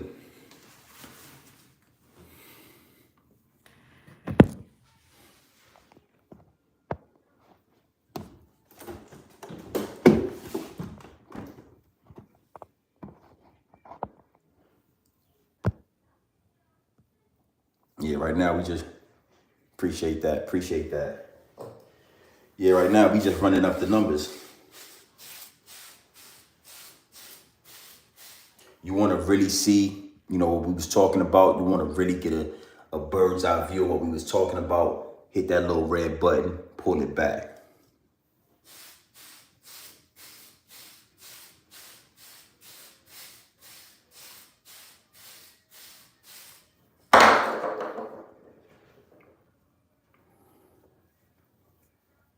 I'm an 80s 80s, baby. I'm gonna give y'all I'm gonna give y'all one more piece of game. We gonna chop it up until I feel like getting off.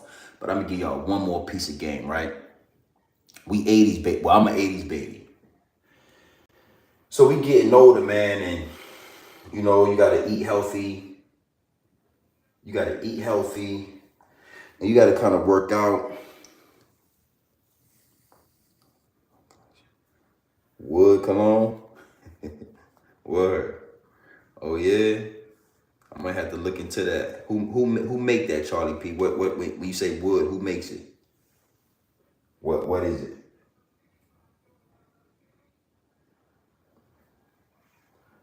Um, but yeah, put that in the chat, Charlie P.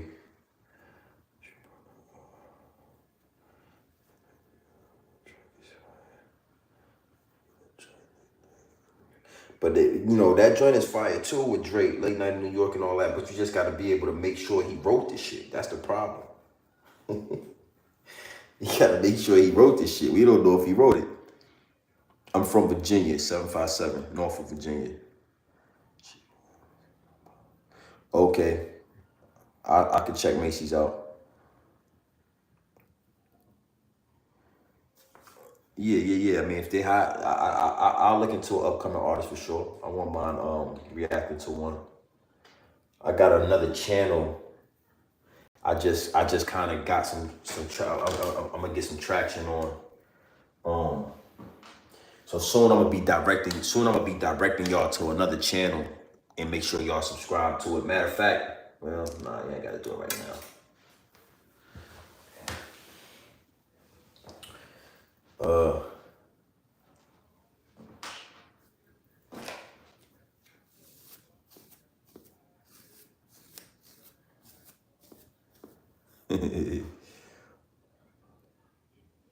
Yeah, he got an asterisk next to his name, yo. You right about that. You know, he's great. He's a great artist, you know what I'm saying? But I think a lot of people don't just understand that. They don't want to accept the fact that he got it don't even matter, bro. This nigga got he got a hella asterisk. Like, he can't even get around it. It's just, he got an asterisk. Um, um, he definitely got an asterisk on his name, man. There's no way around it. He's not, you can't put him in the top 5, top 10, nothing when it comes to rappers. Now, if you want to talk about pop artists, if you want to talk about sub-genres and shit like that, appreciate that. Sub to the channel, Eric, appreciate that. You know, then we could talk about Drake. You know what I'm saying? Pop artists, you know, Justin Bieber, you know, Milli Vanilli, Ice Baby. You know, we gotta put Drake in the same category with Ice Baby, and he gotta, you know, MC Hammer. You know, MC Hammer, Ice Baby, Drake. If MC Hammer, listen to me, and you never heard this before. If MC Hammer and Ice Baby was put in the same pot and mixed together, they would turn into Drake. You know what I'm saying? Or that's a hell of an analogy. I just thought of that. That shit just downloaded just now, came to my download just now. If you put MC Hammer and Vanilla Ice in a pot and you stir the pot up and you put it in the oven and you cook it, there's Drake.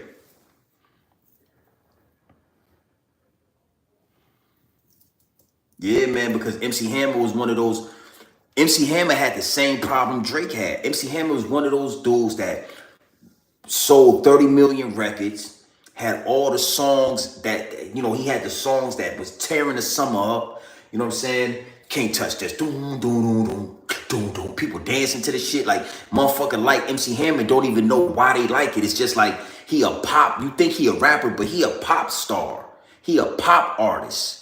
And everybody was singing that MC Hammer shit. You don't understand how big MC Hammer. Pause. No diddy.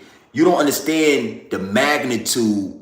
You don't understand the magnitude of MC Hammer unless you was. I was there to see it. I was a little kid, bro, and fucking MC Hammer, bro. Bruh. This nigga made $30 million back in those days. That shit was like $200 million of today's money.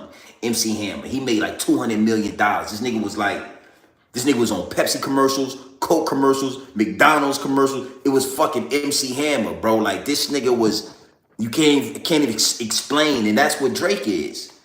It's like Drake been on the pop charts for fucking 10 years straight. You know what I'm saying? It's like Drake. Yo, Ice Baby, bro. Hey, why you think Suge Knight ran down on Ice Baby on Vanilla Ice and hung his ass over the motherfucking balcony and told him you gonna sign these people? You know how big of a song Ice Baby was? I remember that shit too. That's how I'm getting old, bro. I'm an 80s baby for real. Like I remember Ice Baby, too cold, doom doom doom da da doom doom, doom doom doom doom da da doom doom, doom doom. Like I remember that shit, bro.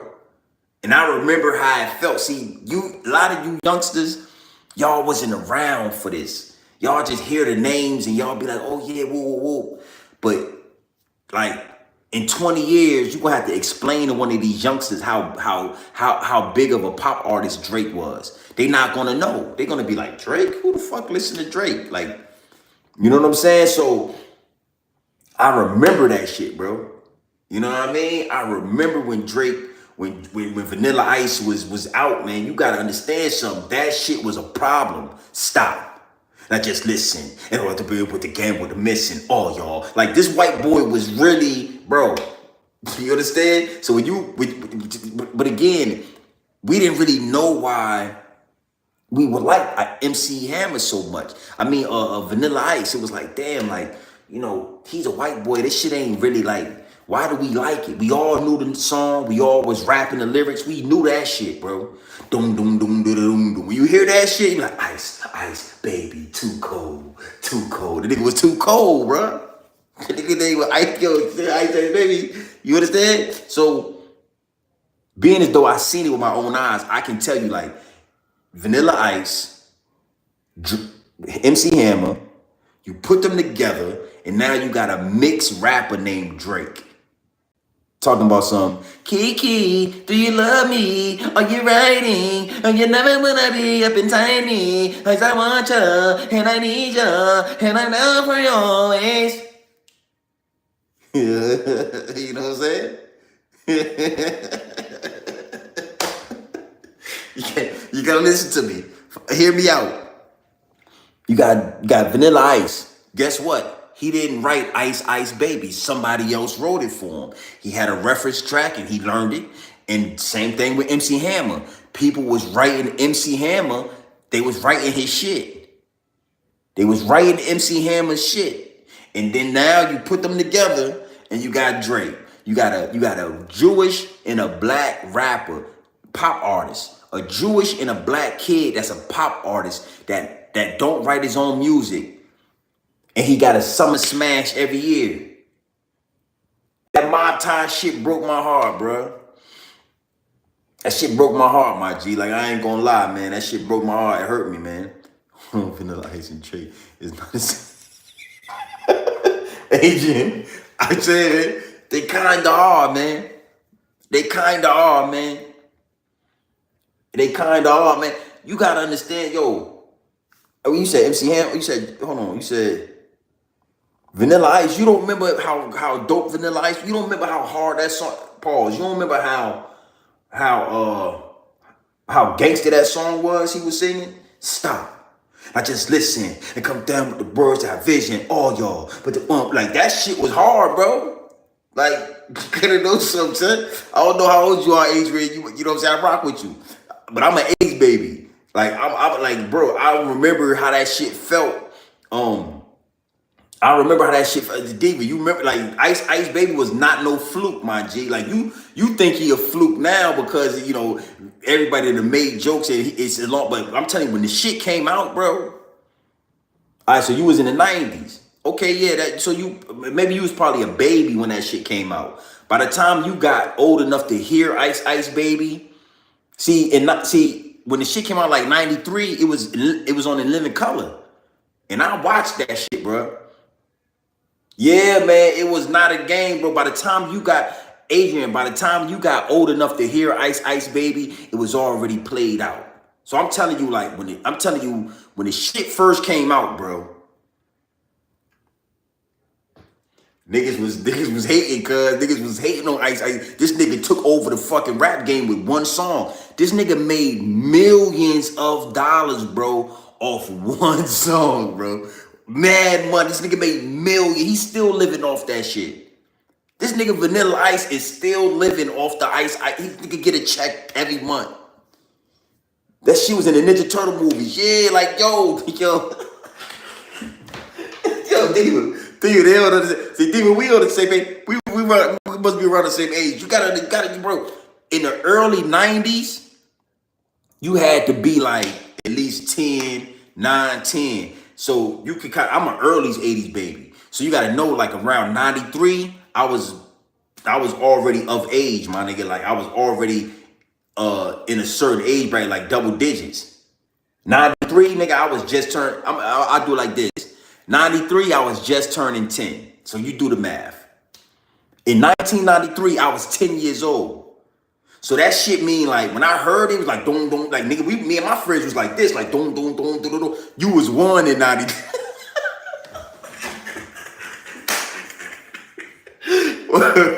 Word, Adrian, you my dog. I rock with you. You know I rock with you. When I see you in the chat, you know I rock with you. So like, when you was 1 years old, I was 10. Think about the difference in generation. So I'm telling you, bro. Like when you was one, you had titty in your mouth. You was drinking on titty milk. You was wet behind the ears. Wah, wah, wah, wah. You was crying for mama. You was getting your ass wiped with a diaper. You feel me? You feel what I'm saying? When you was one, I was 10. So I was like staying up late night watching New York Undercover. I was watching Martin. The Martin show was on. I was watching Living Single and Living Color, the Ninja Turtle movie, the Ghostbusters shit. You understand? So I'm giving you some games, some history on this shit.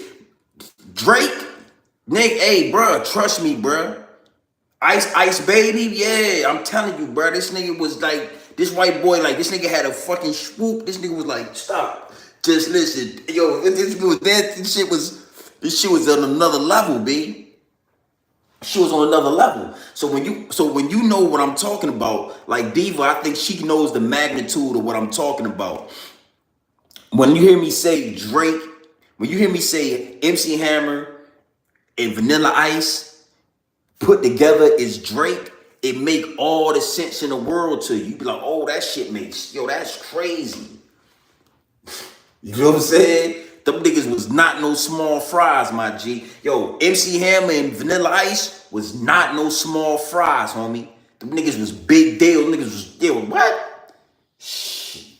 Crazy nigga, shit. That nigga, hey, listen, nigga, hey, listen.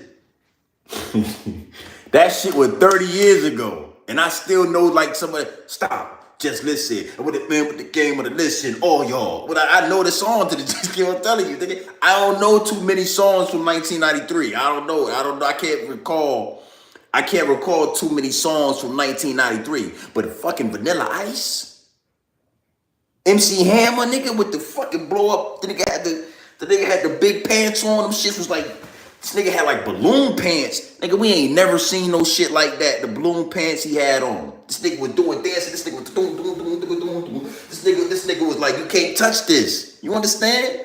Them niggas was on Super Bowl. That nigga was like in a Super Bowl movie. Like, yo, this shit was out of this world, bro. Shit was out of this world, bro. So being as though Drake is having all these issues with people, I'm finding he ain't writing none of this music. Drake is the product of MC Hammer and Vanilla Ice. You know, I know it's funny, man, because I'm laughing at myself because Adrian, I'm laughing at myself because this shit is the truth. Charlie P. I'm tickled because, bro, I can't. You can't explain this shit. It's like when you grow up, when Charlie, Adrian, when you get in 10 more years right from now, and you tell like one of the youngsters like, man, Drake was, man, this nigga was, he's the greatest rapper alive. They be like, he's the greatest rapper ever. You know what I'm saying? He be like, Drake, be like that, and then you start singing the songs, they gonna laugh. You get the Adrian, you be like, man, he had a song called he had a called Kiki, do you love me? Are you riding? The youngest gonna be like, nigga, what? Never need them inside me. Are you love her? Are you need her? And I'm down for you always. Nigga, youngsters gonna be like, the same way I'm telling you that Ice Ice Baby, Vanilla Ice, nigga. Doom doom doom doom doom doom doom doom doom doom. Let's get that ice, ice, baby. Too cold, too cold. See how I just did that? This shit was not a game, B. She was not a fucking game, B. I'm trying to tell you, nigga. Drake is the byproduct of MC Hammer and Vanilla Ice being all one. Damn. You ain't heard this nowhere else on YouTube. You ain't never heard a content creator even tell you this. They trying to figure out, I'm telling you, Drake is a pop artist. Drake is not a rapper. And once we figure out Drake is like MC Hammer, Drake is like Vanilla Ice, now we don't expect him to write his rhymes no more. Now when we find out that he's not writing his rhymes and somebody wrote this song and somebody wrote that song, we don't feel no way. The reason why I feel the way is because I always looked at Drake as a rapper. You know what I'm saying? I always looked at Drake as a rapper. I always looked at Drake as hip hop. He always presented himself as, as hip hop. You understand what I'm saying? So for a long time, I looked at Drake as one of the top rappers. Now I'm realizing Drake is not a rapper. He is a pop artist. And when you dealing with pop artists, I could write a song. I could write a song that's dope, and one of Drake homies could see it and hear it on YouTube. They'll reach out to me and say, yo, Grown Man Business TV, you know what I'm saying? This is Baka. I rock with Drake. You know what I'm saying? He's really liking your song. He wants to buy the rights to it. You know what I'm saying? We willing to give you $250,000 right now to take over the song and take the rights and shit. And then I sell him the song. I sell him the song. I sign a non-disclosure where I can't talk about it. Now you will never know that I wrote the song unless somebody leaked the reference track. You see what I'm saying? Because I'll have to go to the studio. I have to rap the song. This how it sound, right? I send it to Drake. And then he could learn it. And next thing you know, he come out with a song. I'm sick of these niggas. I'm sick of these niggas. Hire some help. Get rid of these niggas. It was what it was. It is what it is. Whatever you did, it is what it is. And I'm so tired. I fuck with them all, but I got ties. I got ties. Knock you out to pay their ties. Toot. They want me gone, but don't know why. Hey, yo, that nigga Vori wrote that whole song just like that. When you hear the reference track, it's exactly how Drake, that shit dead wrong, bro. Shit dead wrong, bro. That shit broke my heart, bro.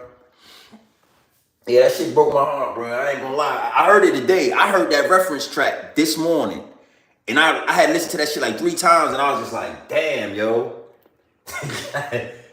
God damn, that shit was terrible. That shit nasty work, bro. So, these people can't talk about it. But if somehow the reference song gets leaked, there it is. They ain't got to talk about it. We can hear the reference song. But Vori can't come out and just say, I wrote Maltese. He filled out paperwork. He probably got $500,000 for the song. He filled out paperwork. He signed NDAs. Daylight didn't just come out and say, I wrote back to back. He wrote some songs, and you could hear in the song he talking about, I'm the one who wrote back to back. You know what I'm saying? But he didn't just come out on an interview or come out on a blog or come out on a live stream and say, nigga, I wrote back to back for Drake. I'm the one who wrote that. He can't do that because you get a check and you sign an NDA where you can't speak about that shit forever. But you could write a song and you can insinuate and you can give clues and tell niggas like, yo, woo, woo, woo. You know what I mean?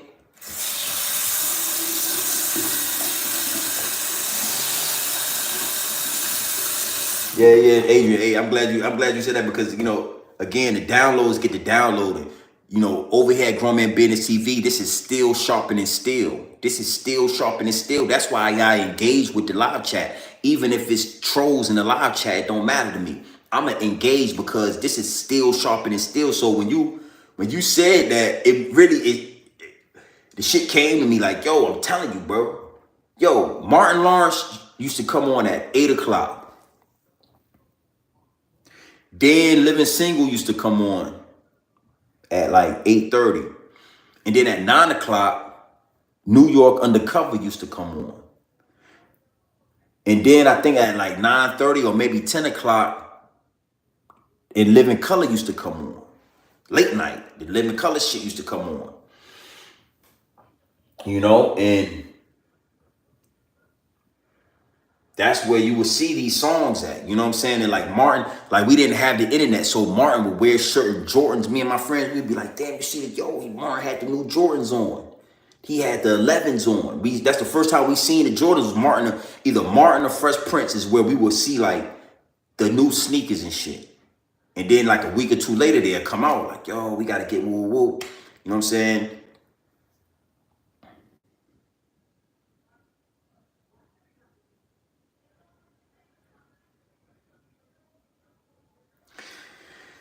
Because Charlie P, I answer that, man. Because Lil Wayne did nothing, but he just gave him a platform to be recognized. You know what I'm saying? So like Lil Wayne didn't do anything but give Drake a platform to be recognized. Drake was a star. And I'm gonna give you an example, Charlie P. You know what I'm saying? That's a good point, but I'm gonna give you an example. On the song that they did, Bedrock. You remember that song they did? I can make your bed rock, cause I could make your bed rock, girl. It was about 13, it might have been 20 people on that song. But 2 people on that song were actual real stars. That was Drake and Nicki Minaj. I mean, it was Tyga, fucking Jay Mills. I mean, it might have been 80 people on this song, but only 2 of them blew up. So all Wayne did was give them a platform. Look, I'm gonna put all y'all on this song. Whoever's the best, the cream gonna rise to the top. The best gonna rise to the top. And Drake and Nicki Minaj rose to the top. Everybody else fell off. Tyga fell off. Jay Mills never made it. Gutter, he was on the song. It was mad people on the motherfucking song. You feel me? Everybody was on the song, son. Bad people was on the song. Lloyd did you know what I'm saying? But Lloyd didn't rise to the top like Drake and Nicki Minaj. You know what I'm saying? Wayne is as well. Drake and Nicki Minaj, they right under Wayne. You know what I mean? You ever read the book for 48 Laws of Power? One of the laws of power in there is to never outshine the master. You know what I'm saying? So no matter how good Drake get, it's never smart to get better than the master. It's never smart to get better than the person who put you on. Because then certain expectations come from that and certain things come from that. And that shit could hurt you. You know what I'm saying? And your ambition make you want to be better than everybody. But you can't never be better than Wayne. Because if you are, certain questions come up from that. It'll hurt you. Again, okay, and even with that, Charlie P, Wayne don't even write. This nigga just nice. And it ain't gonna never be a reference track where a nigga wrote for Wayne. We ain't gotta worry about that. See, Wayne is a rapper. Wayne is hip hop. And if you ask me personally, Wayne is the best rapper alive. He is the greatest rapper alive. There is nobody, cause I was handling some business in here. Caitlin, because I was handling some business in the bathroom. My bathroom is, I got a lot of space in my bathroom. You know what I'm saying? I got a lot of space in the bathroom. So that's why I was standing in here. But yeah, make sure you sub to the channel, Caitlin. You'll see me moving around the house. But we in the bathroom right now. But yeah, Wayne is the greatest rapper alive, yo. Wayne is the greatest rapper alive. There's no rapper on the face of the planet fucking with Lil Wayne. Yo, you know what I'm saying? Drake is a pop star. Drake is a pop artist. You know, we gotta really separate Wayne from hip hop. And this is what I realized will make it easier for me. Once I realized in my head, and I realized this today when I heard that Mob Ties. I cannot believe he did not write Mob Ties. That shit is dirt. That shit broke my heart, yo. Mob Ties, one of my favorite Drake songs. That shit was genius. Hire some help. Get rid of these niggas. Fuck what it was. It is what it is. Whatever you did, it is what it is. And I'm so tired. I fuck with them all, but I got ties. Knock you up to pay they ties. Doo doo. Yo, how the fuck you ain't write that, Drake? That shit was wrong, son. So, you know, I realized today, Drake is a pop artist. I don't look at him as a rap artist. I'm not disappointed anymore. Nigga, you know, I'm going to write a couple jingles and I'm going to tag Drake in them and I'm going to see if he want to buy some of the jingles that I write. I'm going to write a couple of jingles tomorrow and I'm going to tag Drake in it and it is what it is and it'll be what it's going to be. It is what it is and it'll be what it's going to be. And you out your motherfucking mind, you think I got a low credit score, boy. You watch your mouth, exotic perp. Can't have one of these with a low credit score, homie.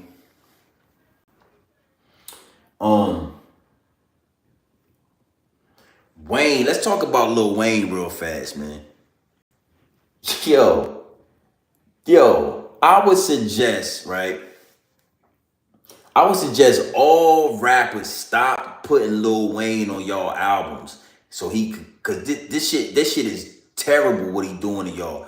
Yo, I listen to Nas, one of Nas' recent albums. What's the name of that song, yo?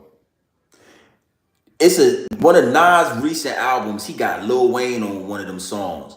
And Lil Wayne smoked this nigga Nas like he was an amateur, yo. And this shit was terrible. What's the name of that song? God, yo. Python, smoking like a python, like a Thailand. Yo, that nigga Wayne, yo. Yo, that nigga Wayne, man. Icon. It's called Icon. That's the name of it. Yo, Nas and Wayne got a song called Icon. I suggest y'all go listen to that song when y'all get a chance, bro. The way he went off on that shit made Nas sound like he... Yo, Nas don't even need to rap. Nas need to get that shit up, yo. Nah, Kodak Black definitely ain't to go to nothing. Icon, Python, yo, that shit was crazy.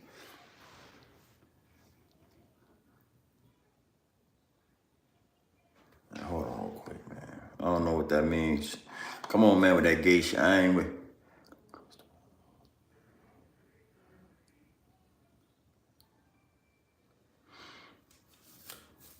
I'll say this, right?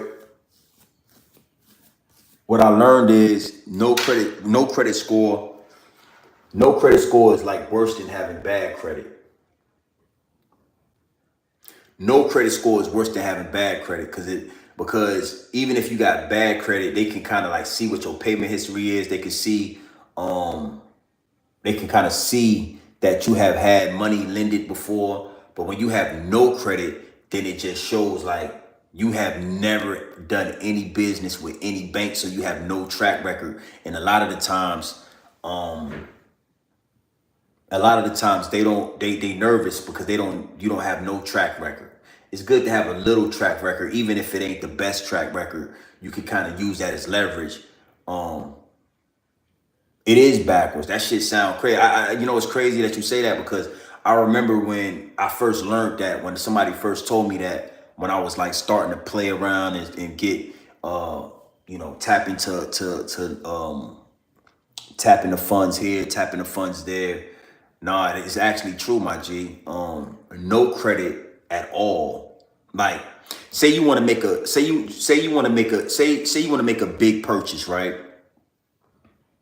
Say you want to make a big purchase, and you don't have no big purchases on your credit, like at all. You know what I'm saying? It make it harder to maneuver. But say you had a big purchase already and it's just not paid off yet, or you had a big purchase already and something happened, but you have a 100% payment history. You have never missed a payment, right? It's easier to get money when they can kind of see what you'll do with a lump. So it's like when you first try to go get a car, that's why they beat you in the head with the interest rate, because you don't have no credit. But if you already kind of, if you don't, now you can't have no repos or nothing like that. But no credit is a little bit worse than having bad credit. It just sounds crazy, but it's true. You know what I'm saying? I don't want to.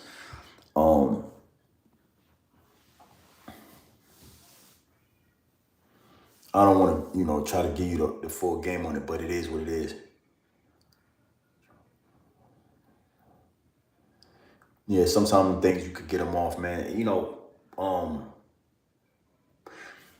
Back when we was younger, before we had this technology, shit like that just seemed like the end of the world for people. You know what I'm saying? But with this technology, man, I mean, you can make a phone call to somebody easy that works on credit, that does this, that does that. You could do, it's so many different avenues now to get things knocked off your credit, get things erased off your credit.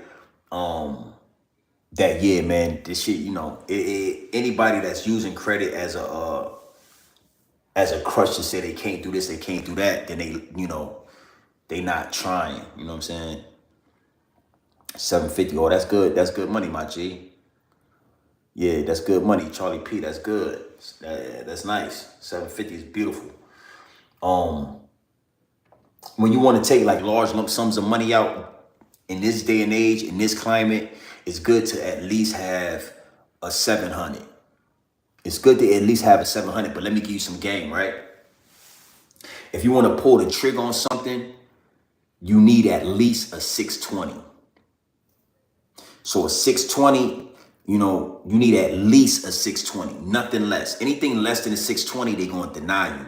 But let's say you got a 620 credit score. Your shit is that low. You got a 620, right?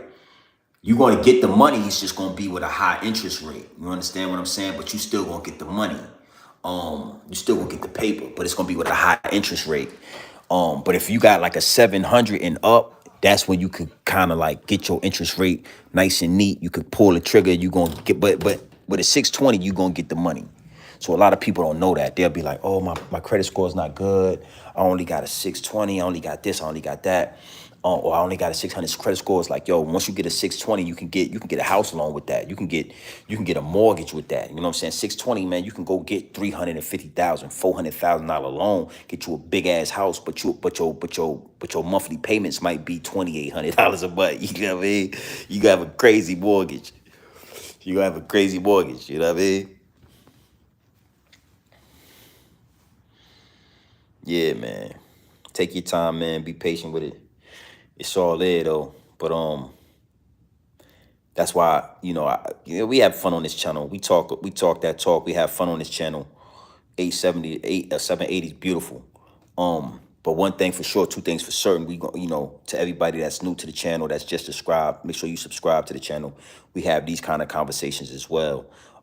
Because again, told nigga, you can't have no motherfucking, you can't have no bad credit score with no shit like this. You know what I'm saying? So I get to telling you some shit. I'm just giving you the game that I already know. I'm giving you the game that I already know because I already did it. You know what I'm saying? I get to talking my shit. People don't be understanding it. I get to talking my shit. You can't have no bullshit credit score with, pulling triggers and shit like this.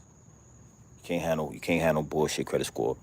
And once you pull triggers and you start getting into property, you start learning shit. Just like I learned everything when I got this property. I learned certain shit. I learned a lot when I got this property some years ago. I learned a lot how to maneuver, what you need, what you don't need, what's gonna work, what's not gonna work.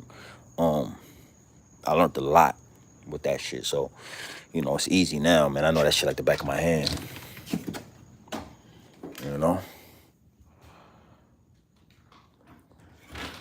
W-2s, my G, yeah. You know, talking that talk, right?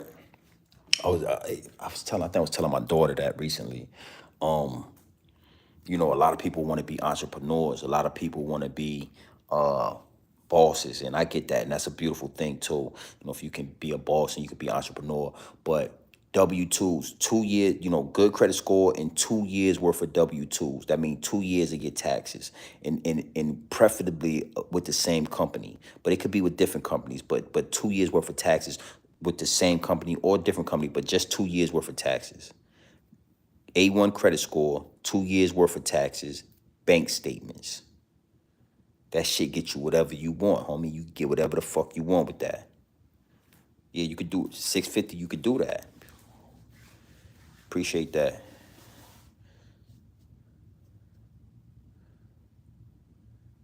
Yeah. Yeah, I got a lot of equity in this property right here. Like I said, this property right here is worth a $500,000. This property right here is worth a $500,000, but I always show that pool in the backyard. That pool, I got to get the property reappraised, because now I get it reappraised with the extra square footage in the back, the pool, the spa, the jacuzzi, the heated, everything. You know, all that shit will put it, maybe it's gonna put it up there. And I didn't get it appraised just yet, because I'm about to redo the cabinets in the kitchen, and I'm redoing the cabinets in the bathroom. So you know, when you get a property, that's the max equity is going to be when you redo the kitchen, when you redo the bathrooms, you redo the floors, and you know, add a pool or something to it. This property is paid though, so you don't owe nothing on this property. This property right here is paid off. You know what I'm saying? So I got full equity in this property. I got 500,000. I got about 560,000. $560,000 worth of equity that I can tap into at any time. I can go anywhere, to a lender, to a bank, whatever, and I can say, listen, man, I want to take $200,000 out this house. I want to buy another property. And that's what we plan on doing. But right now, we waiting for the interest rates to drop. Biden got the whole fucking country. Biden got the whole country crazy right now. Nah, I ain't jumping in the pool. But sometimes I dare you to jump. I dare you to jump down there. Yeah, this motherfucker, I own this hoe. I'm proud of this property right here. Another camera. Look, another camera. The cameras is all over the fortress. So don't think you can't get your ass knocked off. Yeah, equity for another rental property. Exactly. I'm proud of this property right here, but I own this shit. You know what I'm saying? Let's see. This my son room right here. Gotta unpack it. It's a bunch of shit in here. You see that? All right.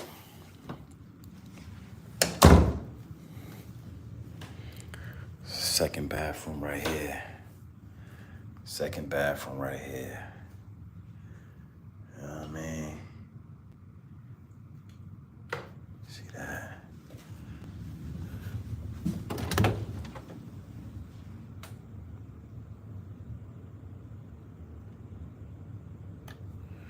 Spare room right here.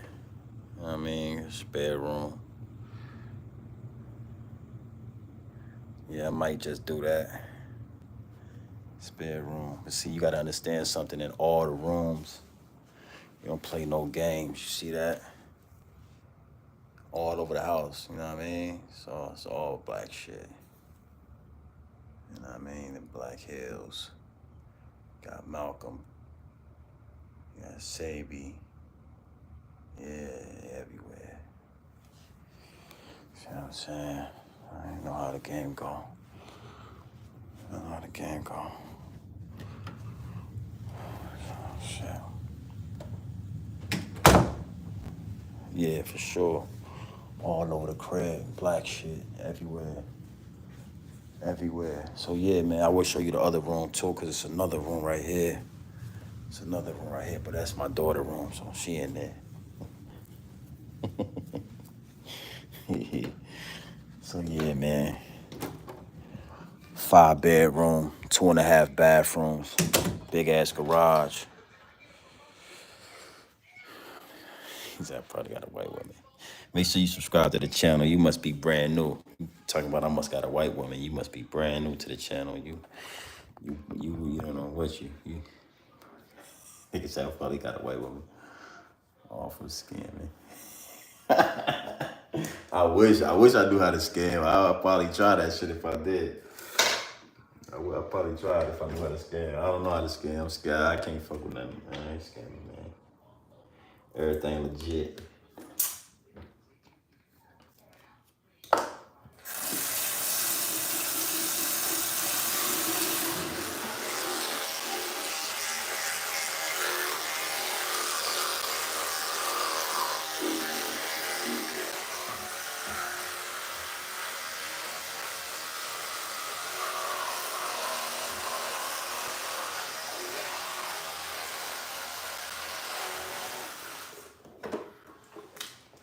This some game 2 right here.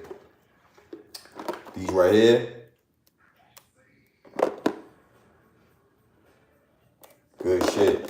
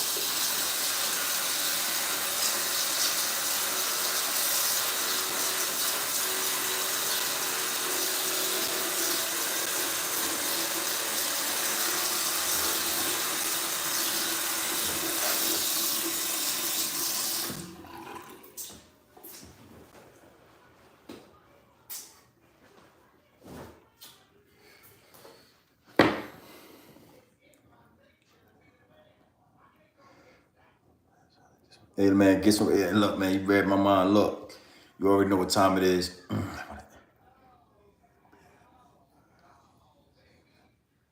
Yeah, I seen it. You know, they got them in pill form. I'm gonna leave y'all with this before I shoot out. You know, we all getting up in age, man. You gotta keep up with your health. You gotta keep up with your eating. You know what I'm saying? Patterns. Make sure you're working out. But it's good. Like beats are powerful, my G. Beats. Niggas wouldn't understand. Like beats are, you know, because a lot of us, you just gotta make sure you watch your blood pressure. Make sure you watching, you know, watching small things like that. And beats, my G. Let me help you out, man, because I don't be, it's just late. I don't want to talk about shit. Beats are powerful. So yeah, man, that's all that, you know, I just wanted to, you know, this right, these beats, yo, these is, I got them in the chewy form, but they got them in pill form too. I just don't be fucking with pills like that. Yeah, I don't be fucking with pills like that. Yeah.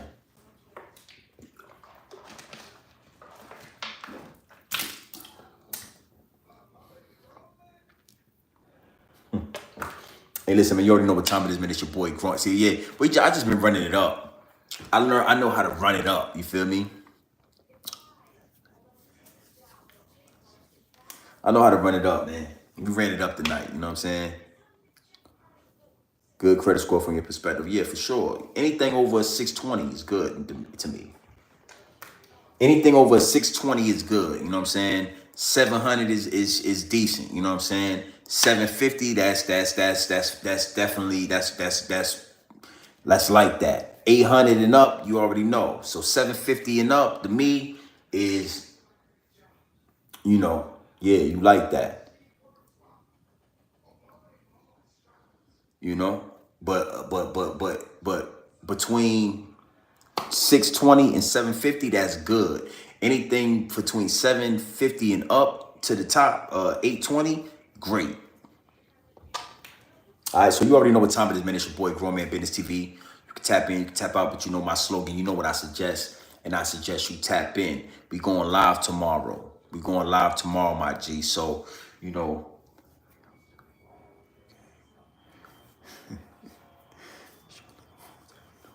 Yeah, we going live, Adrian. Make sure you tapped in, man. And if not, you already know how we do it.